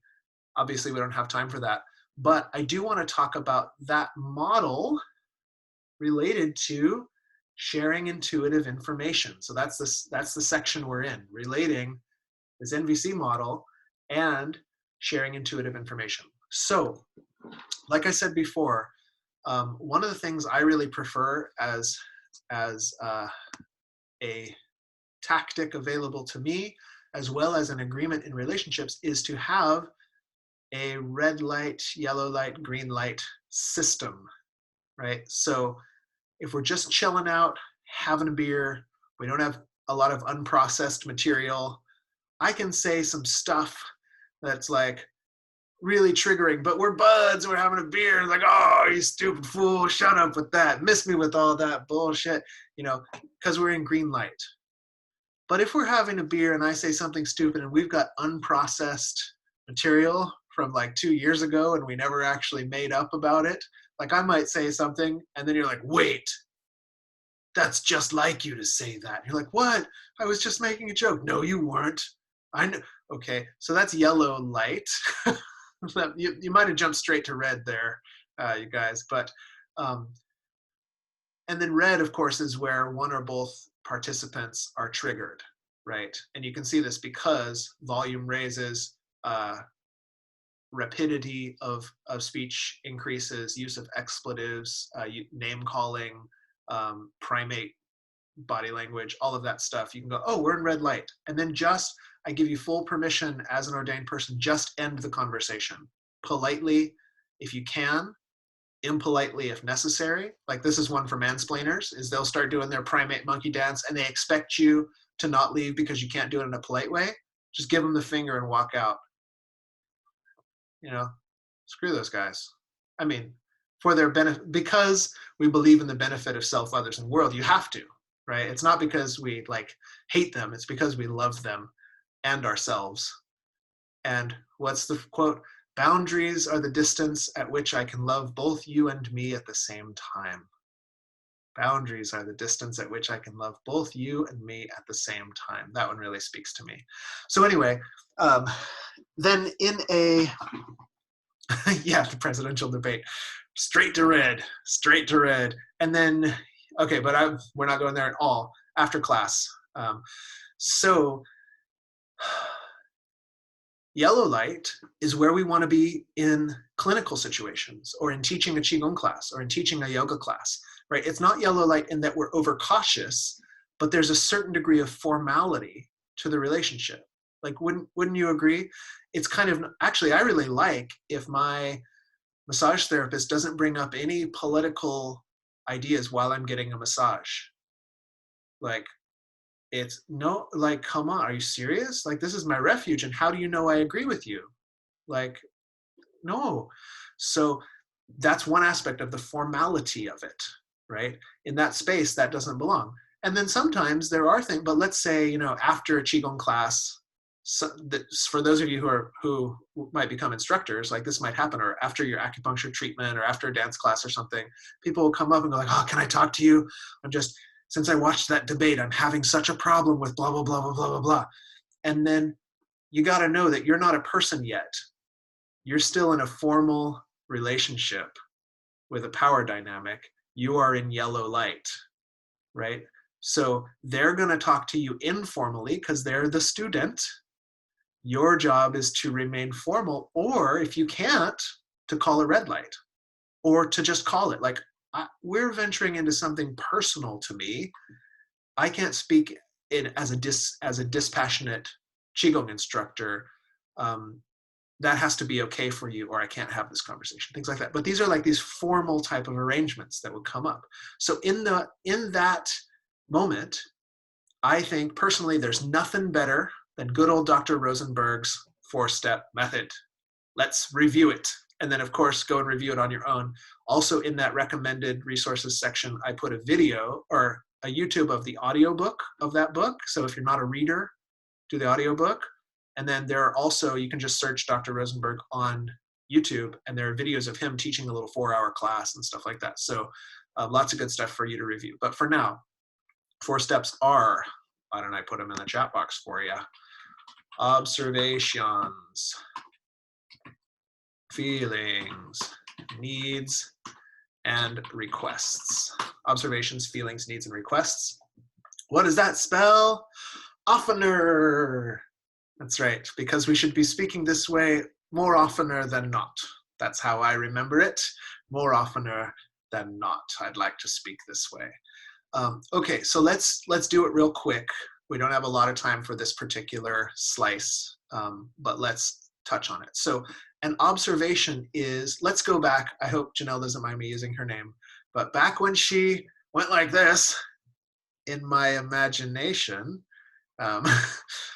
so I have a chance to, if I wanted to talk to her, like after class, if I was still messed up and I was like, I think she really thinks I don't know what I'm talking about, then I might try to get her and go like, what I wouldn't do is say, hey, remember in class when you were like really acting out how much you disrespected me? Right? That's what I wouldn't do. Because that was, let's see, pop quiz, was that my observation or was that my story? Story, ding, ding, ding. That was cognitive overlay, right? Oh, she's acting out. Warning, warning. Those are like story words. Her belief that I'm, blah, blah, blah, right? So an observation would be, hey, remember when you went like this in class? And then she would probably say, like, because occasionally I do this, I check with people. I'm like, I'm still feeling weird about this. I better check in. And I'll go, remember when you went like this in class? And they'll usually go, I think so. And pretty much immediately I can go like, oh, that was not what I thought it was at all, right? Sometimes you'll ask them, sometimes you were right on. You go, remember when you went like this? And they'll go, yeah. And then you know, oh, okay. Were you thinking this? And they'll go, yeah, but I didn't want to say anything because I really care about you, but I guess it came out of my face. And then you go, oh, cool. That's what intuition feels like. Got it. But if you ask with the observation, right, this is what we both agree on. We both know that you went like that, right? What we don't both know is whether that was an itchy nose or whether that was like a fly was trying to get you, or whether like you spaced out on the class and you were thinking about like figgy pudding, which you hate. And so your face just did a disgust mudra, right? Like that might be happening, or it might be my story about like, you really thought I was a BS artist or something like that. We don't know what the story was. We only know what the observation was. So this is step 1, observation, right? In marital counseling, this is where we say like, no, you can't say you never do the dishes. I mean, maybe if they haven't ever once done the dishes, but the actual observation is you do the dishes far less than I would like you to. And like, that's it. We can't really disagree with that. You've only done the dishes 3 times in the last 2 months. Do you agree? Well, yeah, I agree. What's wrong with that? Okay, well, let me tell you what's wrong with that now that we agree. but you never do the dishes. It might feel that way to you, or that's kind of like an exaggeration or something. So this makes sense, right? Observations versus stories for a quick little dive. And this is going to be crucial in sharing intuitive information with people like clients or Qigong students or stuff like that. Okay, then feelings. Feelings in this mode are not going to refer to your intuition. Feelings are not referring to intuitions. Okay, and I could condense the whole of the inspiration for this class down to this sentence. Feelings in this context do not include intuitions. They include sad, mad, glad, scared, or confused. So in this context, now of course you may use feelings in different ways, but just in this context, right? Sad, mad, glad, scared, and confused. But I'd like you, so maybe we need to change it to emotions. Then I can't say oftener anymore, which would suck. So we better not change that. Yeah, glad and happy, good. So basically those 5. There may be some valences, but it works for now for me to use the 5. So you might say, oh, emotions, but if you train yourself that feelings means some variation of sad, okay, am I despondent? Yeah, it's a variation of sad. Am I grieving? That's a variation of sad. Am I hopeless? That's a variation of sad. Mad? Am I frustrated? Am I rageful? Do I have Schadenfreude? Whatever, right? Etc. Those are feelings. And then we have a whole other thing, which are intuitions, imaginations, hopes, guesses, mind reading, and prophesying. And all of those in common language get called feelings, right? I can't repeat that list. I'm gonna have to go back and watch the video to see what I just taught you. But something along the line, intuitions, guesses, hopes, imaginings, prophesying, and mind reading, right? So this is where, and in your schedule, I said, like I statements. I made a point about I statements. So this is where people wreck the NVC method and then blame Dr. Rosenberg and hippies everywhere. And we don't deserve it. We do not deserve this blame, because what they'll do is they'll go, oh yeah, I did NVC, and not only is it too rigid, but it doesn't work. Like I told my partner, I feel like you're just being a total butthead right now. And then they didn't hear my feeling. They wanted to argue. And I was like, that's just how I feel. And then they argued. They were like, no, I'm not a butthead. And I was like, you're not hearing my feelings like Dr. Rosenberg said. And then I just gave up on NVC forever. That's what they say. And I don't like it. Okay. So the trick is, if you say, I feel, let's see if you can do this one. I feel, and then put an emotion in the chat box about how you feel. I feel blank, like right now. How are you feeling right now? Entertained? Ooh, I like that. Yes. Curious. Devastated. Oh, I hope that's not too bad. But yeah, it's rough. It's rough. Okay, glad, happy, anxious, engaged. Wonderful. Yeah, so these are all feelings. These are all feelings that bubble up inside us. Okay. How do you think I feel right now? Put in the chat box. I'll try to make a neutral basis. How do you think I feel right now? Yeah, I think you nailed it. Okay, so all these second words, if you said, I feel in a yellow light situation, and you said, Reverend Fajun, I feel like you're silly. In a yellow light situation, that's violent communication, right? Because you're telling me, even though you're like saying, I feel like you're softening it, basically you're telling me what I am.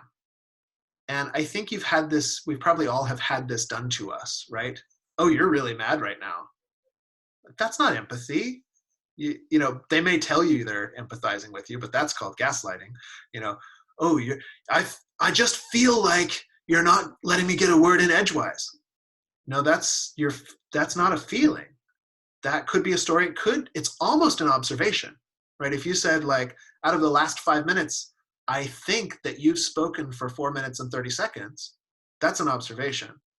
But I feel like that's like you're mixing the realm of emotions and observations and stories. And the only problem is we expect, when we say I feel, we expect people to validate that. Or, I mean, you might be jaded enough that you don't expect that anymore. But on an instinctual level, we know that feelings are uncontestable, right? Like if we're in a healthy relationship like all of us are, and I say, I'm feeling sad today, none of you are allowed to say, no, you're not, and remain my friend, right? If I say I'm feeling sad and you go, nuh-uh, then like, you're just not my friend anymore. Like, bye, sorry. But if I say, I feel like you're really sad this month, and we didn't have a relationship where like I was giving you intuitive advice poorly, then like I shouldn't be your friend anymore, right?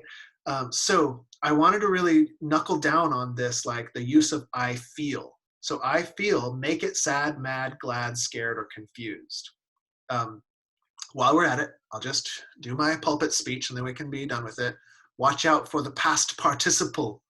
I just reviewed what the heck that means. So now I get to use it in sentences every week. Participle, past participle. And that means the words that end in ed. It's like the verb form that ends in ed. So, okay, is this a feeling in the model we just said? I feel attacked. Is this a feeling? It's not an emotion. Attacked isn't an emotion. So the past participle is that you attacked me, right? So are you making an observation, right? Then that would be, well, like, what did you do that gave you the impression what did they do that gave you the impression that you're being attacked? When you threw a cup at the wall by my head, I got the sense that you might be a little mad, and I'm going to request that you calm the fuck down, right? But I don't feel attacked. I know I'm being attacked, right? You threw a cup by my head. Like, so we got to watch out for the like casting our diagnoses in the language of our own emotion, casting a diagnosis in the language of our own emotions. Sound right? Yeah, so abandoned, right?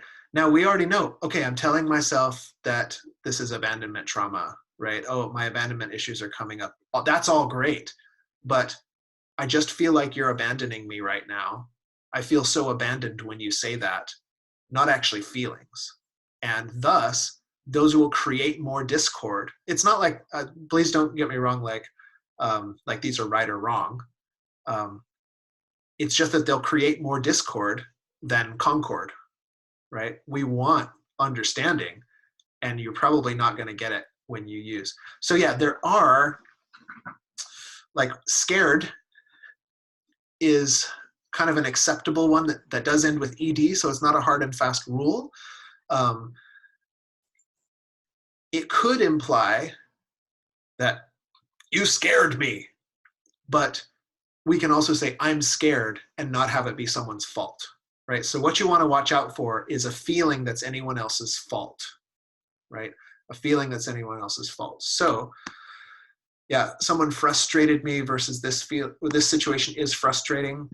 And even better, Janelle, in this situation, I feel frustrated, right?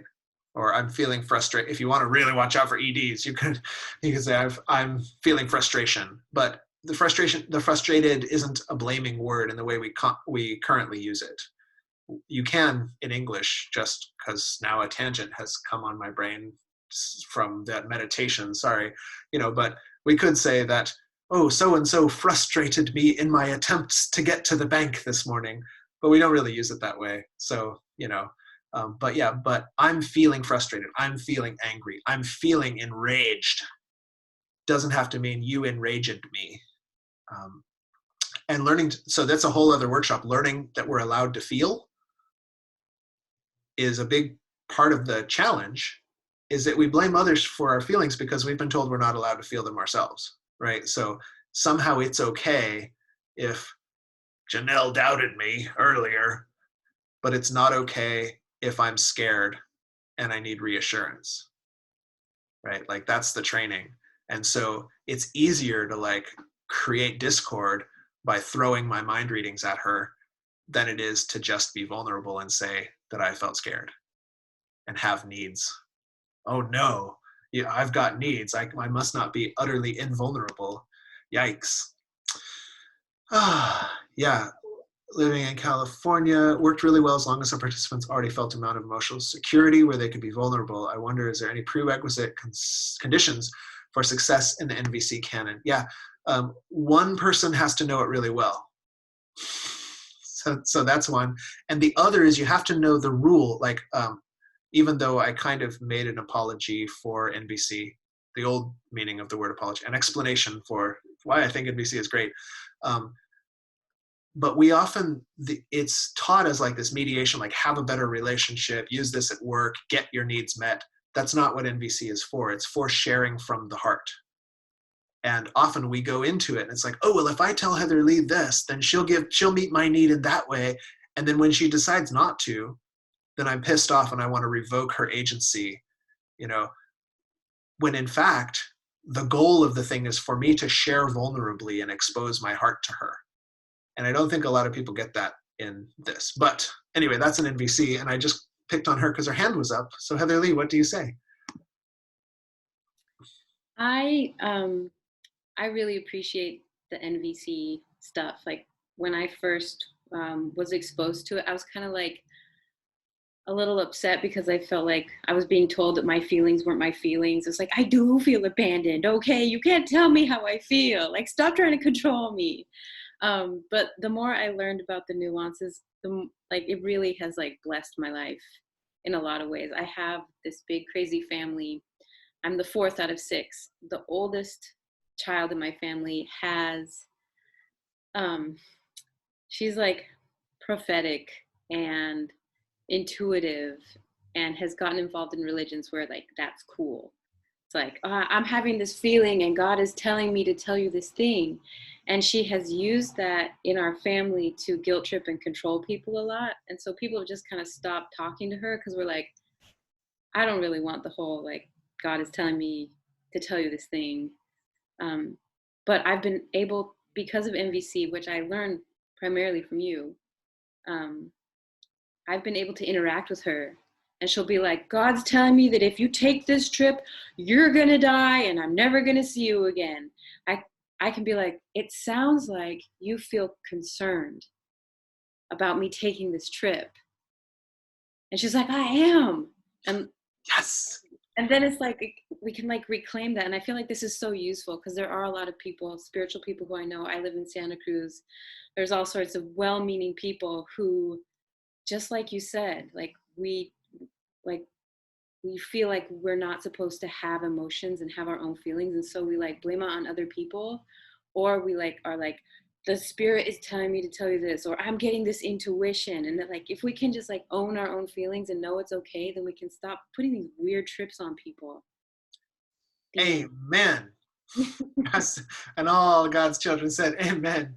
Yeah. So this class is really about the science of not laying trips upon others or having trips laying upon you. And to really get the NVC stuff, you'll need to work outside of this class. But like Heather Lee just demonstrated, like she used giraffe ears. This is what we call it. Like people don't speak NVC. And so you don't say to them, I feel like you're not a very good communicator, because I just told you not to say I feel like that. But instead, you have a universal translator and you translate it into feelings and needs yourself. All they're ever saying is please and thank you. And so you can translate. Okay, we got to move on. I hope you are ready. So, observations. You went like this. Feelings. I felt scared.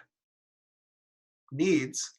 Because a universal human need was unmet in the case of an uncomfortable emotion or was met in the case of a comfortable emotion. So what are your universal human needs? I boiled it down to an easy mnemonic. Survival versus self-transcendence. Personal agency versus communion.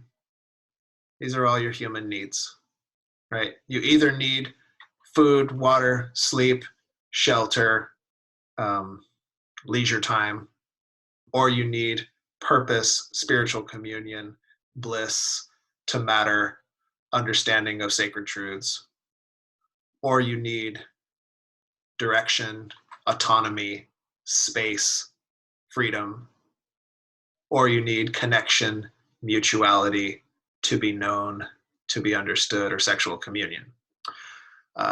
So those are your needs. So when you went like this, I felt scared, because I long to be understood. Okay, super easy. And this is a way that we can communicate in yellow light. So I didn't want to spend a long time on the nonviolent communication method here. Oh, and then requests. What I would do is, if that were really an issue, I would say, I don't know why you were going like this earlier, class participant, but would you mind not doing that? It makes me really nervous. Or makes me nervous. I feel really nervous when I see people going like this because it activates an old story. Is there any way that you could not do that if possible? And then they might say, no, I can't. And then I would have to go, okay, I guess I'll go work on my stuff like I didn't want to. But requests are part of the deal. Okay, what I really wanted to focus on for this class was the I feel. And like Heather Lee brought up as a great segue, we will often use in energy, transformation, intuitive interactions. I feel has this whole spectrum of meaning, right? And so, like in the example, it was such a great example, like, I feel like God has a message for you, and without asking your consent, I'm going to give it to you. Have any of you who went to Heartwood with me, who are in the world, have you ever had this experience? Somebody just walked up to you and was like, here's the vision for your life. Okay, so now you have practices when they do that. Reiki hands, get the slime off, right? You got a decontamination unit now that you have at home, right? So no problem. But what I wanted to get to is how not to be that guy. How not to be that guy. Because, you're probably not that guy a lot of the time. Yeah, if only I'd had that tool. You and me both, honey. You and me both. A lot of us, I think, we can look back and we go, oh yeah, I was that guy. Sometimes I'm still that guy. Okay, but for us, you are likely having intuitions about spouses, best friends, clients, students, children that you know. Is it true? Sometimes you'll be sitting in meditation, you'll be like, oh, they've got to know this. Or you'll be teaching your class, whatever it is you teach, and somebody's like, blah, blah, blah, blah, blah. And you get these downloads, for lack of a better term. It's like, oh, I could tell you this. Wow. And it would still be impolite to assume that just because the insight came to you, you should tell it to them from a position of authority, right? That you should create this hierarchy of the intuitive hierophant and the meager seeker, right? Who just deserves your wisdom. And this is even if you ask consent, right? Hey, I got an intuition about you in meditation. I've had this one, there's a seeming asking for consent, but then the transmission is completely hierarchical. This is what's coming for you, and this is what I know about your partner from my dream on the subtle plane, and this is what you have to do. And it's like, whoa, you know nothing about my life, Jon Snow. I revoke consent hereby and forever, So it's interesting waters to be in where let's say, I just need to use people's names. So Miko, I hope you don't mind if I just use your name, because you've got the Buddha behind you, so I know you can handle it. But let's say, I was doing that wake up the crystal chamber meditation, and then my mind was like, whoa, I gotta tell Miko that she has to get a black belt in jujitsu, and it's gonna change your life. Sometimes you get this kind of stuff, or other times it's more like, she should be eating more fennel. That might be a real one, actually, Miko. I think try fennel, maybe. I don't know. But then how without going down that whole road I just said is icky, right? Does that make sense? Am I speaking about common experiences that's like an icky road, and we're in danger sometimes of even walking it ourselves in addition to having it blurred onto us? So then how do I express that to Miko? Good question. So here is a thought experiment to help you with this. And it is, it's the dream interpretation game. So I don't think any of us are in high school, so we probably don't have little dream books that we really believe knows the answer, that like, oh, you dreamed about a dog, it means this, right? I mean, they're cute. Sometimes they nail it. But so imagine you went to your buddy, like one of these people in the class, they look nice or their names look nice. And you're like, I had this dream. Can I tell you about this dream? Okay, sure, tell me. And you're like, well, there was a dog and he was on a ball like a circus bear, but it was a dog, and then the trapeze artist came through and like, oh my God, they're falling. But then they landed on their feet because they could like slightly like teleport themselves, and it was cool, right? Okay, and that was my dream. Imagine that you told, so I was just like imagining telling it, that wasn't my real dream, but I made one up for you.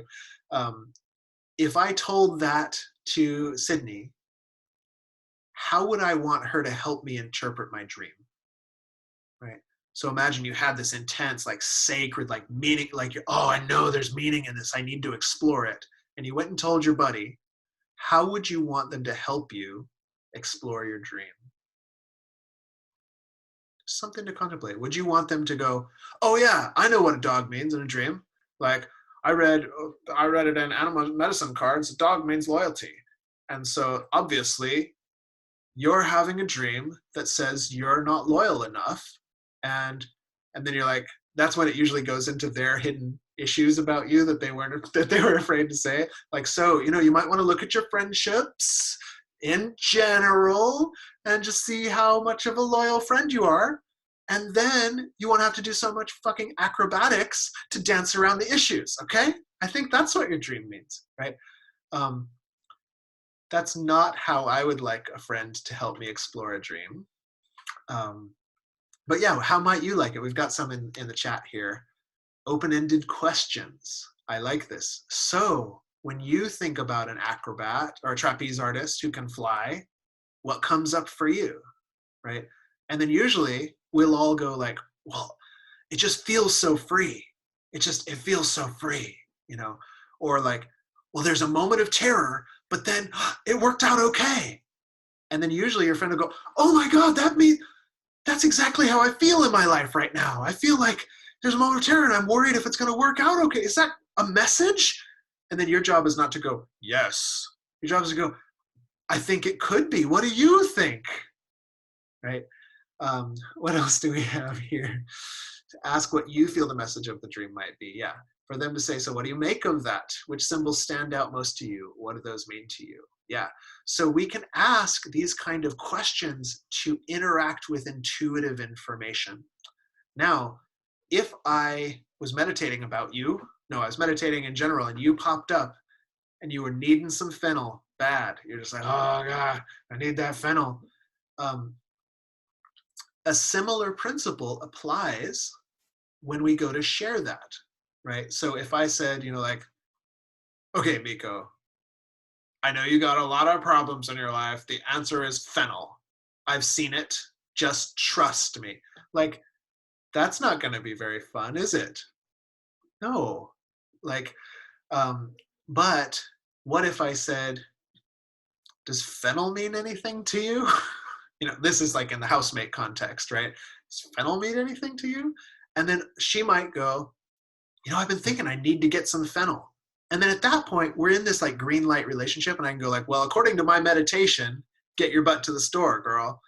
And then we're having this shared experience based on that particular intuition. How are we doing so far? Is this kind of like ringing bells a little bit of how to minimize the ick factor? Cool.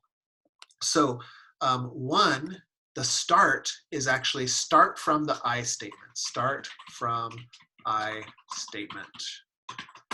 And so what does this mean? It means instead of a statement where I say, Miko, just shake your head or make disgusted faces if you want me to stop using your name. But if I said, Miko, you need fennel. Okay, is that an I statement or a you statement? That's a you statement. And it feels like I'm sliming you. Even if I'm sliming you with like good intent, it's still a slime, right? But if I say, Miko, I was meditating and I got the impression that you need fennel, right? It has a you in there, but see what I did first? I got the impression. And so what I've done is I've centralized my meditative experience, and I'm saying you can partake in it if you want to, right? So it's like, this is what I felt. Does that mean anything to you, right? Wow, I had a dream last night, Janelle, that your kids grew up to be Jedi Masters. You know, it's not a you statement on her kid, it's a statement about my dream. But she can choose to make a shared reality about it if she wants to. So it's like, the ball is in your court. The ball is in your court. Okay, questions, comments on that? Pretty simple. What do you say? Miko, go ahead. This is a huge lifesaver for me because I often have intuitive hits, but then I get all weird about it and I like make it mean something about me, if whether it's like an intuition or not. And so then when I try to share it, I share it in a weird way. Yeah. And then it's just weird and awkward. So I stopped because I felt like it wasn't professional to go in that route without having tools. And so this gives me the tools where I can share that, be open-ended, drop any like kind of meaning making, and then just like share it as an offering. And if it, however it happens, it doesn't have to mean anything. So cool. Yeah, that's the experience I had when I learned this little trick. It seems maybe too simple for some of us, but for me, it was like, wait, what? You could just tell them my own experience and then let them do, nobody told me that. Are you kidding? So yeah, super fun. What else? Any other, just anything on that talk back? Go ahead, Tara. And you did raise your hand, the physical one. So good. Oh, you're muted though. Can you unmute yourself? Okay, thank you. So I'm actually in a situation with my mom right now where this would be very helpful. And I have quite a bit of NVC. Well, I have some, I've worked with NVC for a while, but the situation right now is a little more tricky. She lives with me. She lives in a little cottage, but shares some of my house. She's struggling a bit right now. And she's struggled a lot through her life in different ways. And she often asks me for support and guidance with different things. So the last couple of days, she's been in a really difficult space, and I've offered suggestions or asked questions of her. Do you think this might be helpful? Do you think that might be helpful? And she doesn't want to hear it. She just wants me to receive and listen. And not give her suggestions right now. And that's really hard for me because I perceive there are things that would be really helpful that she's, that would be helpful for her. So I'm challenged by knowing how to support her. She's asked for me, there's more I could say, but anything that you want to express at this point. Yeah, well, there's a quick one that comes up for me immediately with that, is that often when we are asking for guidance, we're actually asking for empathy. But that's not common language, that like empathy is a thing one could ask for, and so we go like, hey, this is a problem I have. Would you have any suggestions? Blah, blah, blah, blah, blah. So what I would try as the first experiment is, especially because you have NVC background, is I would reflect back her feelings and needs instead of giving actually what she's verbally asking for. I mean, of course, work with people what they're verbally asking for and be polite and all that. But, if they're like, oh, I just feel like I don't have any direction. do you have any ideas for me? Like I personally have been trained to start, and I found really good effectiveness with, wow, that sounds really scary. And then before the conversation goes on to what your advice is, they go, you know, it is scary. Or they'll go, well, it's not so much scary, it's just frustrating. It's like I'm living in a fog all day. And then instead of going, well, you know what works for me to get through the fog, I would go, God, that's just, I've been there too, you know, like I could hear just how cloudy and is it claustrophobic? It is claustrophobic. And then usually through the empathy process, the miracle of us humans is like often you're like, is it claustrophobic? And I'm like, yeah, just like back this one time, but then, you know, blah, blah, blah, blah. And like, they'll often answer their own questions through empathy and like reflection. So the feelings and then the needs, you know, like is reflecting back. And you got to kind of be, I suggest this because you already have skill, it's annoying when people are like, I'm so confused. And you're like, oh, I'm hearing confusion. You want to know the best? Like, yeah, I just said that. Come on, get on with it. But if you can skillfully help reflect back, like they might be talking about story, and strategy. And if you hone them in onto their feelings and needs, the medicine of that empathy actually allows the system to get through the constriction that it's doing out of like fear and stress and confusion. And so being able to offer that back, like, well, should I go and do this or should I go and do this? You know, and it's like in words that they would understand, you let them know that like, I'm here with you in the challenge. That's a really intractable problem. If that were happening to me, I would feel blank. And sometimes you can even express what you yourself are feeling through I statements. Wow, when I hear you say that, Mom, I feel really scared for you. I feel really scared for us. But I'm also grateful that you brought that to me. And what I found, I'm kind of laboring on and on, but what I found is often at that point of saying, wow, I feel really scared for us, but I'm grateful, that conversation goes in a whole different direction than any of the other ones did from that jumping off point. So how does that sound to you? Yeah, I think that would be helpful. It's hard for me to not offer any of the suggestions on top of that. Yeah. You know, because I do see behaviors that she's doing or not doing that I have some insight on, and she's not wanting me to tell her those right now. Yeah. That's challenging. Super challenging. She's struggling with feeling like a loss of purpose in life, being older and, you know, not having the ways that she used to share who she is. And she moved here recently, so doesn't know many people. She doesn't feel seen. And so she relies on me for a lot of her needs. And that's challenging for me. Yeah, for both of you. So, yeah. I guess one other would be, if we can, you know, nobody likes to hear you should, right? Even if we're asking for that, nobody likes to hear that. So if there's a way to offer, like, I like that sense of the ball's in your court. And like, we got to be kind of like communication ninjas. Like we try to put ourselves in their body and go like, are they going to hear this as a should? And then we change it like, oh, what about the, oh, I can say it that way. And they'll hear it as an opportunity rather than a should, you know? So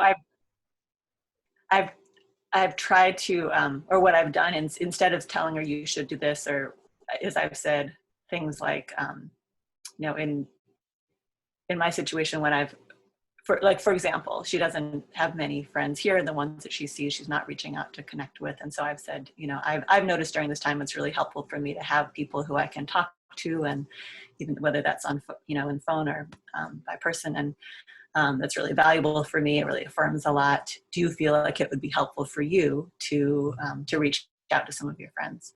And even that to her feels like me telling her what to do. You know, I know that, she says, and so. Yeah, so I was taught that just going to empathy, like they're acting like suggestions will be good, and then when we care about a person, we think that is the best. I've got information that can help you, but like just keeping it on like the feeling with the sharing from the heart. That's what I was taught. When you get in these kind of almost like a stalemate, Where you're like, well, what about this? And I'm like, nope. What about this? Nope. In another book on your recommended list, The Games People Play, that game is called Why Don't You Yes But? And it's just this game. It's like, why don't you guess but? Why don't you? So for every why don't you, they can come up with a yes but, you know? And like on some level of our psyche, that feels like fun. It's not, but it's like an analog for fun. And one way to cut through is just to go like into as full of open-hearted sharing and like mutual grieving, mutual celebrating as possible.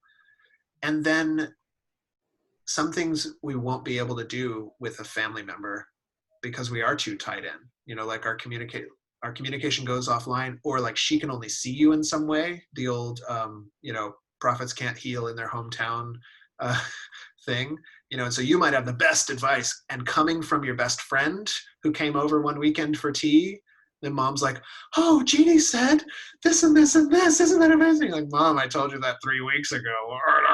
But, you know, like cognitive overlay, like they can't see it. So, you know, maybe try that like start, prioritize open-hearted sharing.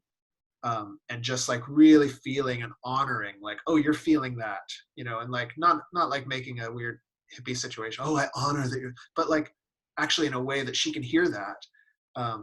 And I have seen that miracles can come from that, just that simple, easy, basic thing. So we do have to keep moving. I hope that is satisfactory for now. I really appreciate such a juicy question, and maybe we can talk later about it if you want to, in, you know, some other context. So, all right. And Aria, I see your hand. Do you want to tell me something? Hi, Fajun. Hey, I'm glad you're here. Hi, thank you so much for today's class. I've been here. It's a little strange. I was out at the Goddess Temple, and my question actually is the approach more from hospice, because I'm on my way. It's a little. I'm gonna ground, do my jolting, but it's family. So I was asked. I was called, and it's something that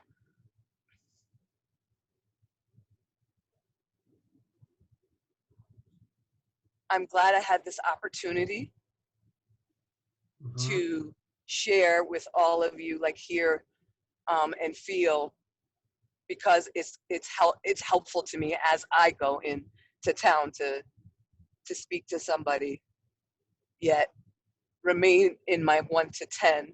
Yeah. I think I just needed this 5 minutes to shed some tears with people. Yeah. Well, we're all holding that group chi field for you, and I'm so grateful Thank you. here. You know, even online, we can make a temple together, and Yeah. we actually can rely on each other a bit. So yes, I'm grateful for you just invoking yourself into this space and deepening our experience. You know, I'm on my way, and I've been with you the whole time. I sending love those you so much. blessings to you. I'm sending you those blessings. Thank you for all of the empathy from so many facets. Yes. Yeah. Thank you. All right, let's do a little more curriculum. We have the last part of the curriculum to go. So let me look at, while we're here, this is another book on your recommended reading list, Intuitive Reiki for Our Times. Intuitive Reiki for Our Times. I'm just always going to throw like 8 books at y'all, so don't need to like buy them all. Or you can buy one for the class and then send it around the country or something like that, you know. But this is a book where I learned some of these things that we are about to go into. And here are some of the sentence stems that I suggest in sharing intuitive information. So like this is some stuff that I have used in medical Qigong clinic and as a shiatsu therapist. So things like, I imagine, and these can be prefaced with an observation. So let's go full mystic woo here. When I was working on the point at the sole of your feet, I felt the energy field expand greatly and then immediately connect it to the earth. And I had a sense of like relief, like the desert monsoon when these parched cacti, just like they open their flowers for this one, like, oh, finally, the frickin' water is here. And I imagined that you might not have had all the connection you wanted through that foot chakra to the earth for a while, right? I could share that. So what am I sharing? I'm sharing my observations without attachment to them going, yeah, you're right. No, that's just what I felt. Here's what I think it might refer to. This is what I sense. This is what I imagine. Does that one make sense to you guys? I imagine, right? And this is great for I'm giving you clinical examples because this is where I've used it, but also if you're trying to empathize with someone, you can say, I'm imagining you're feeling this way.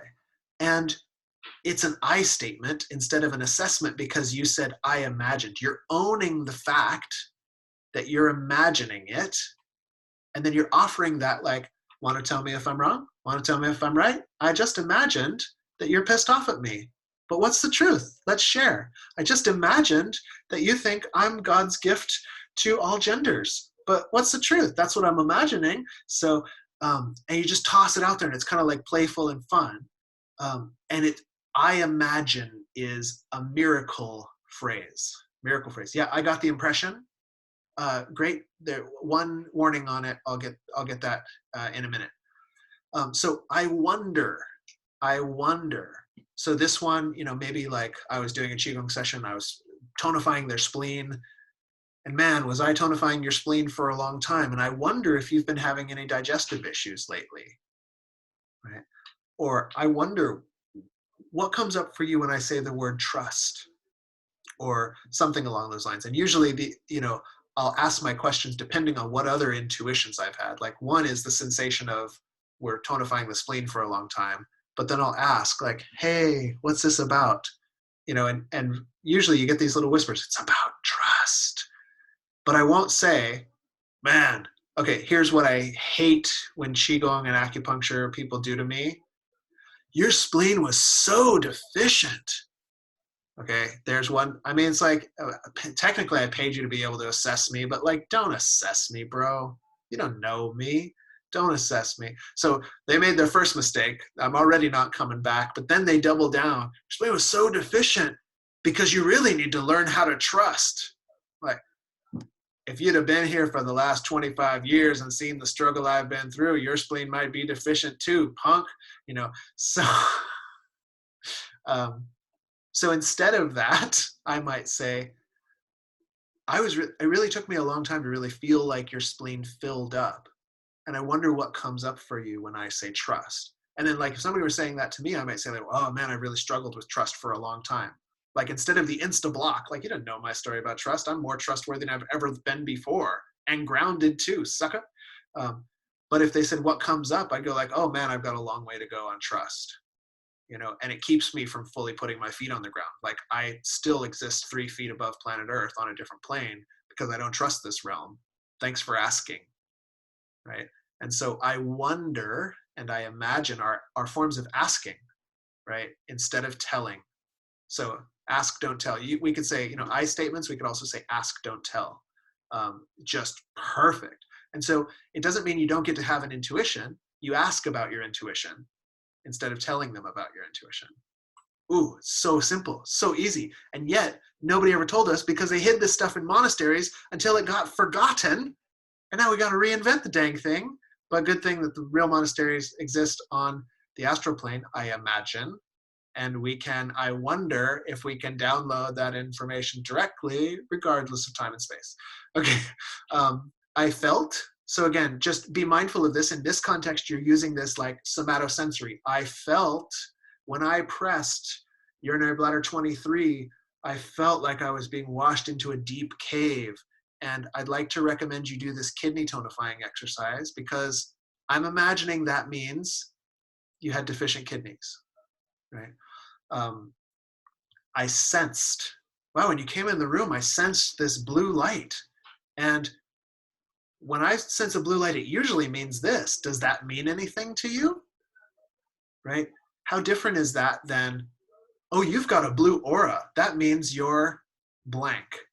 Right? And that's why people disregard woo-woo hippies, mostly because we say it that way, right? Whereas if we set it in this more open-ended inquiry, it invites a conversation where people might go, well, yeah, of course I have a blue aura, because I am a third order druid healer. Like, you nailed it, bro. But like, you got to ask and not tell. Because even, okay, and here's the big NVC thing. Even if they agree with you when you tell, you've still created a power over relationship instead of a mutual empowerment relationship. So even if you tell a person, you're beautiful, and they're like, yeah, I know, you still created this. It's not a power with. It's not, here's me offering my heart to you. Do with it what you will. It's a gift. It's, here's this, agree or disagree, like, so we offer. And then, of course, does this mean anything to you? And this is a great one you might read about in that Intuitive Reiki book. She gives a lot of stories about, she'll get this, like doing a Reiki treatment, and she gets a picture of a bridge, right? And then instead of going, well, what does a bridge mean? Oh, it means they're not connected between this and that and the other thing, and then going like, oh, well, you're not connected. She'll go, I saw a picture of a bridge. Does that mean anything to you? And then in the book, the guy goes, well, yeah, I just visited the dentist this morning. It means a lot to me. I'm getting bridge work done, And so asking, does this mean anything to you, is like, amazing. Yeah, why I never go to psychics. Yeah, because psychics are most often about power over relationships. It's about a false hierarchy, that one mystic can intuit the truth for the supplicant. And that's BS. None of you are supplicants. Ha ha ha ha. Okay. All right. So those are our sentence stems. And then I got the impression, yeah, so I want to jump off from that. I think it's great, especially in that clinical context, right? Oh, I was working on your outer energy field, and I got the impression that it was a little armored. Does that match your experience? Great. Watch out in an intimate relationship, because sometimes we'll use that again, like, oh, I got the impression that you were closed off or something like that. So that one's not particularly, like, you could use any of these wrong, right? It's kind of the tone and the vibe with which you offer them, but just be mindful of how we're using these terms. So if we're using them as an offering, as an inviting in, then we're going to probably get good results. And if we're using them as a weapon almost, then we're probably not going to get great results. Okay, quick comments on that. I have just enough time to do the last part, which is just wonderful, which is telling you some practices that you can do. So does that make sense, that last convo we just had? Cool. Is it helpful? Is this old news, or is this useful, or a little bit of both? Okay, cool. It's the best stuff I know, like stuff nobody taught me at psychic school. And I cobbled together by like putting NVC and like Kung Fu violence de-escalation together with negotiation tactics, together with intuitive Reiki from Japan. And yeah, like, so I hope it's useful to you. Cool. Okay, the last piece. Not getting slimed. More on not getting slimed. We already have this, and the old school, like we could stop the class right here. Of course, if you have to go, well then goodbye. You can stop right here. But I'm going to tell you 3 more effing things, quick. So the old school method is just do all those Qigong methods I taught you today. I made the hierarchy. All those Qigong methods I shared with you today. Some hierarchies are okay, I guess. But anyway, do all those Qigong methods, and they train you how to feel that orb, how to feel the virtue energies overflowing from your organs and creating the luminosity. That luminosity is what keeps you from getting slimed. Like, they cannot slime luminosity. They can only slime your shadow. Same thing with like psychic vampires. And again, there are ways you could think about this in conventional psychology. I'm using woo language because why not? We're all initiates now. But these things hold true even if you don't believe in the underlying force that binds all life together, Obi-Wan. There's still like emotional vampirism, that happens. All therapists know about it. There's like these, I forget what it's called, but these like subtle narcissism things where they just drain and drain and drain. And emotional energy is like a currency. It's really like a currency. So they say but those guys can only eat your shadow material. They can only eat reactiveness. And so if you stay out of reactiveness, you just cost a vampire lunch. Okay, easier said than done, but the Qigong exercises are a way to create that template through image and sensation, which is how you make your subconscious mind believe it, which is how it becomes a real habit in your life when you need it. That makes sense, right? Yeah. Okay, so yeah, the vampire will discard you, and then they usually go to another therapist, and you call and go like, hey, is so-and-so doing the thing? You might be perfect for him. Don't let him do his narcissist tricks on you. Because some therapists are perfect for that person. They know just how to pin them. They're like, you can't vampire me, but you also can't leave. Good luck. But know when that's not you. And letting go, mudra. Bye-bye, vampire. So long. Okay, so 3 methods. And we'll give you concept and we'll do a practice, and that'll be the end. Okay, number 1, the other waterfall meditation. So let me tell you how to do this, and then you do it on your own. You find a waterfall. Ideally, it's like a waterfall. But you can also use the fountain like my partner has in the back. You imagine, you know that like most of you is space, right? We all know this, like atoms are like tiny little things and then space, right? That's old news, isn't it? We're mostly made of space. Okay, so you hear the waterfall and you imagine that those vibrations that you're hearing on your ears, they're also coming and hitting the whole thing of you. But focus on the space and you imagine that those vibrations go right through the space and don't hit anything. So the waterfall goes, and then it just right through the back like it was no one there. Make sense? Pretty clear? Okay, so this is to train you in when people try to lay a trip on you, to not be there for the trip to be lain upon. It trains you when they try to lay a trip on you to not be there when the trip is lain upon, for a trip to be lain upon. Okay, so waterfall meditation, you can do this 5 minutes, 10 minutes. It doesn't have to be long. You don't have to do it every day, but it's giving you a kinesthetic sense of what would it be like for energies to be coming this way. Oh, bye. Sorry, gone. What? Nobody home, right? It's the nobody home meditation. And it's a kinesthetic way to work with that. The other one is it's trained through any of these. Yeah, do it in the shower. Totally. So you just feel that sound, right? I like to have a sound source that's separate from my body that I'm identifying, and so I feel it like going through me. That's what works for me. But experiment. So the other one is when we do this meditation and you let go, it's training you the same thing. Somebody comes into your office, into your life, on a date, into your DMs, whatever, and tries to slime you. You're training your system to go, oh, a non-conducive energy. I let all of that go. So that's the other waterfall meditation. It comes through and you drop non-conducive energy. It's not yours, don't keep it. It's not yours, don't keep it. Simple. Now the good news is you can do that retroactively. So they were up in your DMs saying things that you didn't like to hear. You blocked them, but then you're walking around all day like, ew, ew, ew. And then you liberate yourself mentally and verbally, but you're still feeling ew. Do the waterfall, drop the non-conducive energy later, 2 days later, an hour later, 5 years later, 3 lifetimes later. It's never too late to drop non-conducive energies. Ha ha ha, it's never too late to drop non-conducive energies. And this is actually part of a bigger discussion on soul retrieval methods. Like this can be miraculous to just go back and just drop them. Even times where, okay, true or false, other people are the only ones who can lay a trip on you. False, you also lay a trip on yourself. So you can also drop that shit too. Ah, how nice. That's enough. You done slimed yourself. So waterfall it, baby. You know, like You're like, oh, wow, in my childhood, I never showed up so much for so-and-so. Well, is it helping anyone now?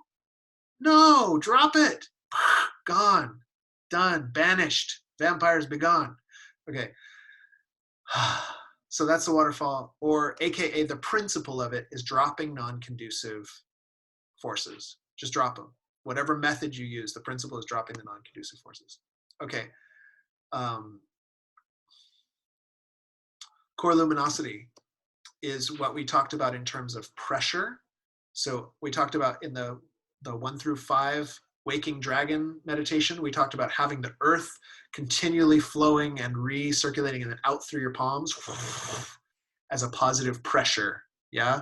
And then we also, in the waterfall, we had the chi coming down to the dantian and then coming out through the palms and the soles as a positive form of pressure. Similarly to that, what we were just talking about, the vampires only eat your shadows. Manipulators can only grab on to the shadow material. And so the more you amplify your core luminosity, the less lunch you give to vampires. So that's when we did the clearing, guo, shang, blah, blah, blah.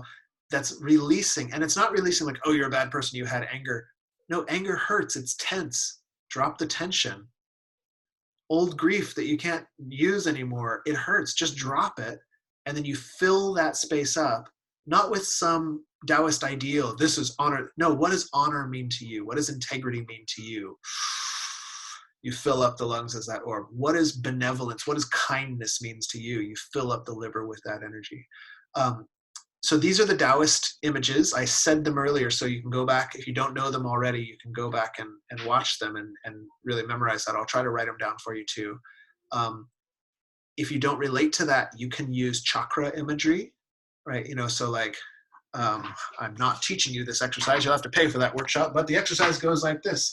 You inhale the red light of vitality from all around the universe, and then you drop old survival fear and like constriction and scarcity mindset. And then you inhale the deep red vitality, and you drop blah, blah, blah, blah, blah. And then you inhale this like sexual bliss of all things relating as the divine, but in parent diversity, and then you drop all of your like pullback and constriction because your heart's going to be hurt because you forgot that, you know. And so you could do that with chakra imagery if you like, but it's all the imagery of dropping constriction and amplifying light with the sense. Why are we calling it core luminosity?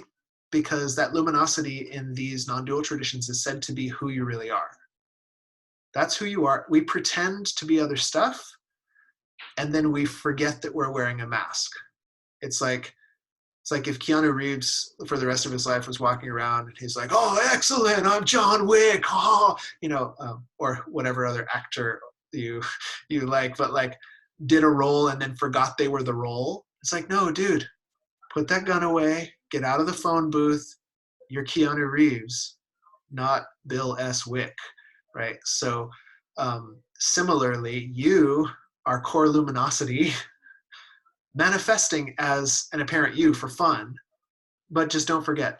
And so this is what these imagery are about. So anyway, if you do that, the whatchamacallit, the animal meditation, any of these things where we expand that bubble are to help manifest that core luminosity. So what happens then is so the first one, somebody comes to lay a trip on you and you're like, miss me with that, right? And it does miss you because you weren't there to have a trip laying upon you. The second one, someone comes to lay a trip on you and you go, you bounce it off your core luminosity bubble, right? You're like, sorry, it's only virtue here, baby. There ain't no shadows to manipulate. Right, easier said than done, but you can do it in a clinic, like, or in these formal situations, because you can prep yourself. You can do a session before you go to work, right? Helps. And then the last one is called transmutation practice. Transmutation practice.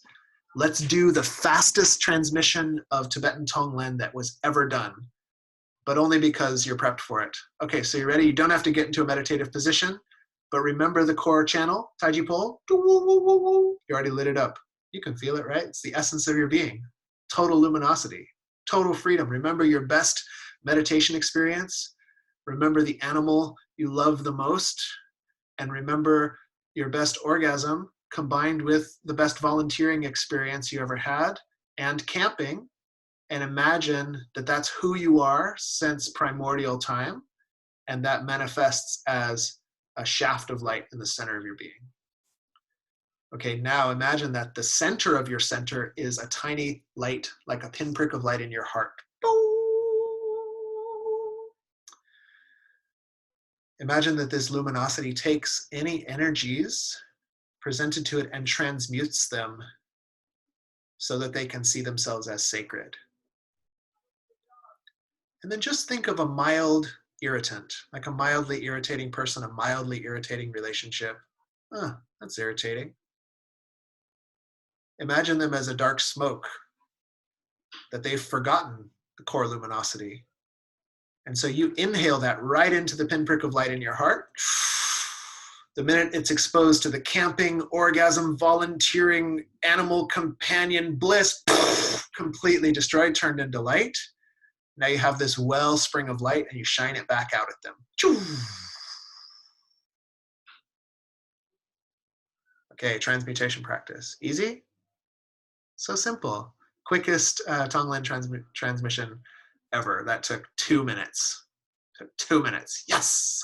Okay, so of course you could study Tonglen, but studying it longer actually might make you do it worse. So just do it quick. And just know that you're the ultimate transmutator in the universe, and then you are, because that's actually true. I don't recommend this one in the clinic. Like, oh, this client has a bunch of ancestral trauma. Why don't I breathe it into my heart? Don't do that. Don't do that, bro. Maybe if you're like a saint. But I have done this in relationship when like there was like an intractable, and we're just arguing, it's just hard. And then one day I had learned Tonglen and I was like, wait, what if I just forgot about my own needs for a second and I pulled all of that obvious pain into my compassion center and transformed it. And it was like being set free. Like instead of having to have like, oh, my needs and your needs and the problems and the traumas and the thing, it was just like, baby, just let me love you. Like how about I just like love in this case. So there's a lot to be said for transmutation. It is the most advanced. And what I was taught in the context of medical Qigong is learn the shield, the core luminosity as your radiant shield. Learn miss me with that method, right? Just it comes at you, drop it into the ground. Just put it right into the vortex and let it be transformed for someone else. But train to recognize the core luminosity. And when you've really stabilized that, you become an expert transmuter and you can go around transmuting quite a lot of stuff. So that's just a little teaser. I hope you liked that. And it's now 5:28. We got through the whole syllabus.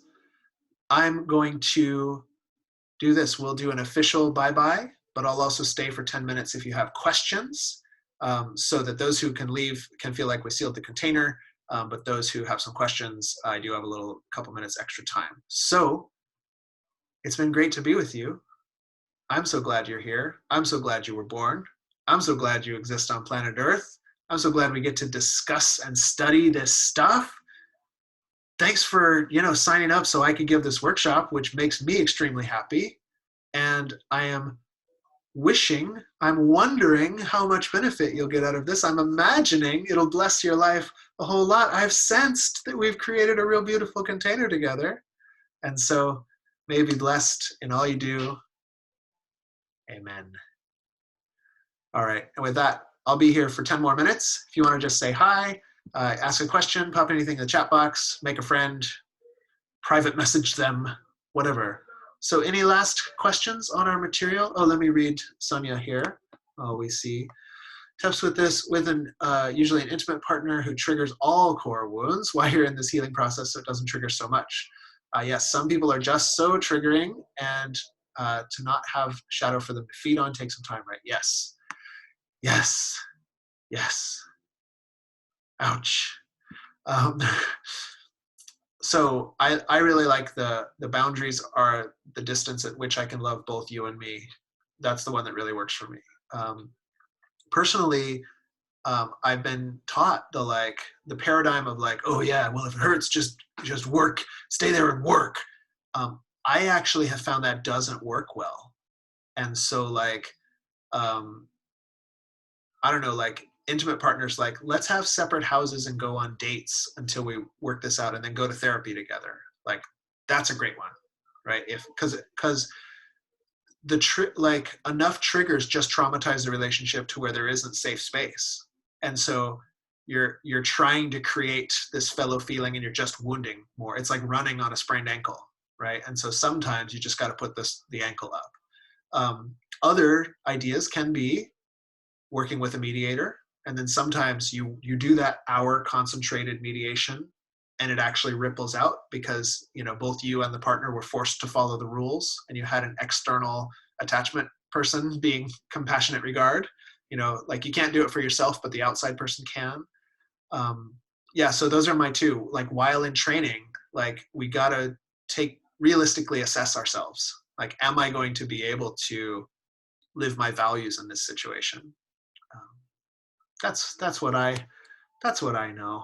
Okay, what else? Ooh, thank yous. I love some gratitude. You guys are making my day. What else? Same question when the slime is coming from a parent. Yeah, so same thing. It's all of that stuff about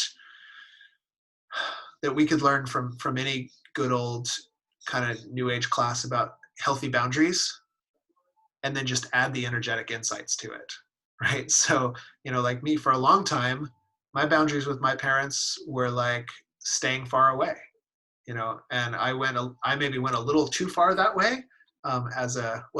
There's fusers and isolators. So I'm an admitted isolator, but there's also a lot of cultural programming that says like, yeah, but it's your parents, like you have to stay and let them lay a trip on you. No, you don't.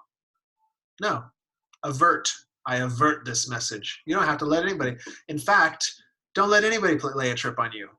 Like, I don't care who they are. It's not helping them.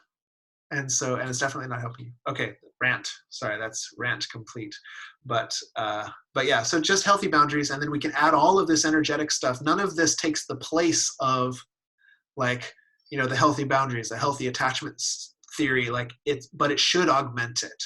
You know, we can feel like, oh wait, when they try to lay that trip, I feel these tendrils in my energy body. Okay, so what if you could miss me with the tendril, but I don't have to stop receiving texts from you? Like I can text you back and just not participate in the tendrils. Like for me, that's where the energetic component really helps, because it's like, oh wow, I've made my boundary, and then you're still doing nefarious astral plane business. Well, I'll just core luminosity, sucker. And then usually they'll get mad at you for a minute because you stole their lunch, and you just know that that's a thing and it'll calm down, and just maintain core luminosity at all times. Okay, how do you spell that? Oh, the last transmutation practice, Tonglen. Yeah, Miko got it. So that's the Tibetan name for this. It means giving and taking, but in the order is you take and then you give. You take constricted, dark, suffering, forgetting energies, and you expose them to the infinite orgasm of all life. And they're like, shit, I remember. And then you send remembrance back to them. And what a better way to spend our time. Okay, Heather Lee liked it. Excellent. Yeah, so yes, I'm a fan of taking space until better boundaries are established, or until your own strength is back up to par, right? So this is also the red light thing. If you get too triggered in a single conversation, you're like, I have to end this conversation, but I'm willing to check in with you tomorrow once I've gone and regulated myself, right? Like sometimes it only takes till tomorrow. Other times it's, you know, Dr. Johnson tells this story. He was really close with his dad, and then like his spiritual teacher was like, oh yeah, I'll teach you this Taoist stuff, but you can't talk to your dad for 6 months. Like, wait, like they both lived in Monterey, like it's dad.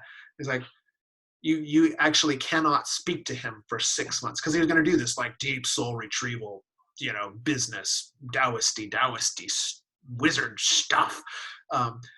And so he just cut him off. And he told his dad, can't talk to you for 6 months, sorry.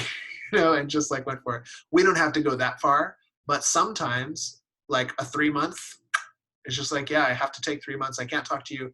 I don't like who I am. I know maybe you don't understand this, but I'd like to reassure you that I love you. But I'm not going to be available for this amount of time. And you do your work and then you can come back. And how much better is that than re-injuring ourselves constantly?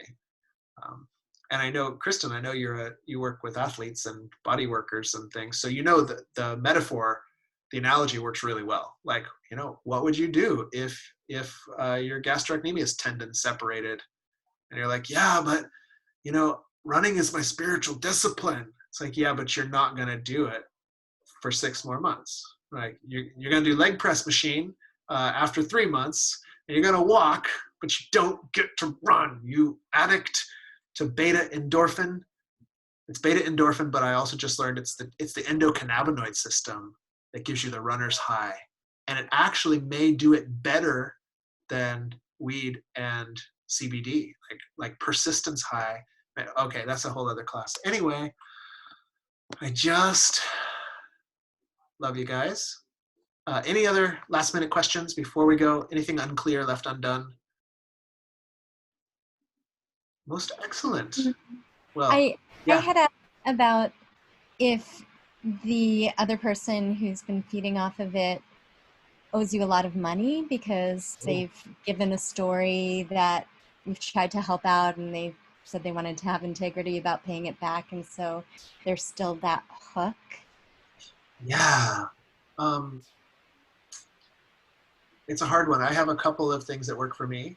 One, I personally took a stance of never of this. It's like a biblical stance, I think, or I got it from some spiritual thing of like never loan anyone something that you don't intend to not get back. And part of that is also my jadedness around human beings, is that like, yeah, I'll loan you this book. I don't ever expect to see that book again. If I do, it's a bonus. Sure, I've got $400, and then it has to be $400 that I can lose, just personally. I'm not saying you all should practice this way. That's just my personal practice. But what that allows is that when so-and-so is like still kind of being a toxic person in my life, but I'm like, yeah, but there's $1,400 that like, then I can just go like, nope, no more toxicity. Yeah, but I really want to, okay, well, pay me back when you can. Call me when you're ready. That's it. Don't call me when you're not ready. There's nothing to renegotiate. You'll pay me when you can. And so my method may not be the method for everyone, but like if you can get to that point, then that's stealing a vampire's lunch. Because they're like, part of it is like, I mean, not to psychoanalyze people who aren't here, but like there's some whole thing about like getting to feel like a bad person because they didn't pay you back, and then roping you into that drama, and then you feel all slimy, but you want to help them more, but at the same time you like feel totally injured by them, and like that's not fun for anyone. But our psyches, like, we get energy from it. We get like a toxic low-level fossil fuel fracking energy from it, and we got to upgrade to solar. Like we got to. And that in your reading list, I put in the Celestine prophecy, the old classic Celestine prophecy. The reason that's in there is the chapter on the energy games, where there's the dominator or the intimidator, the interrogator, the aloof, that's me, and the other one, the poor me. And Redfield got that from games that people play, transactional psychology, but he illustrated what's happening on the energetic level.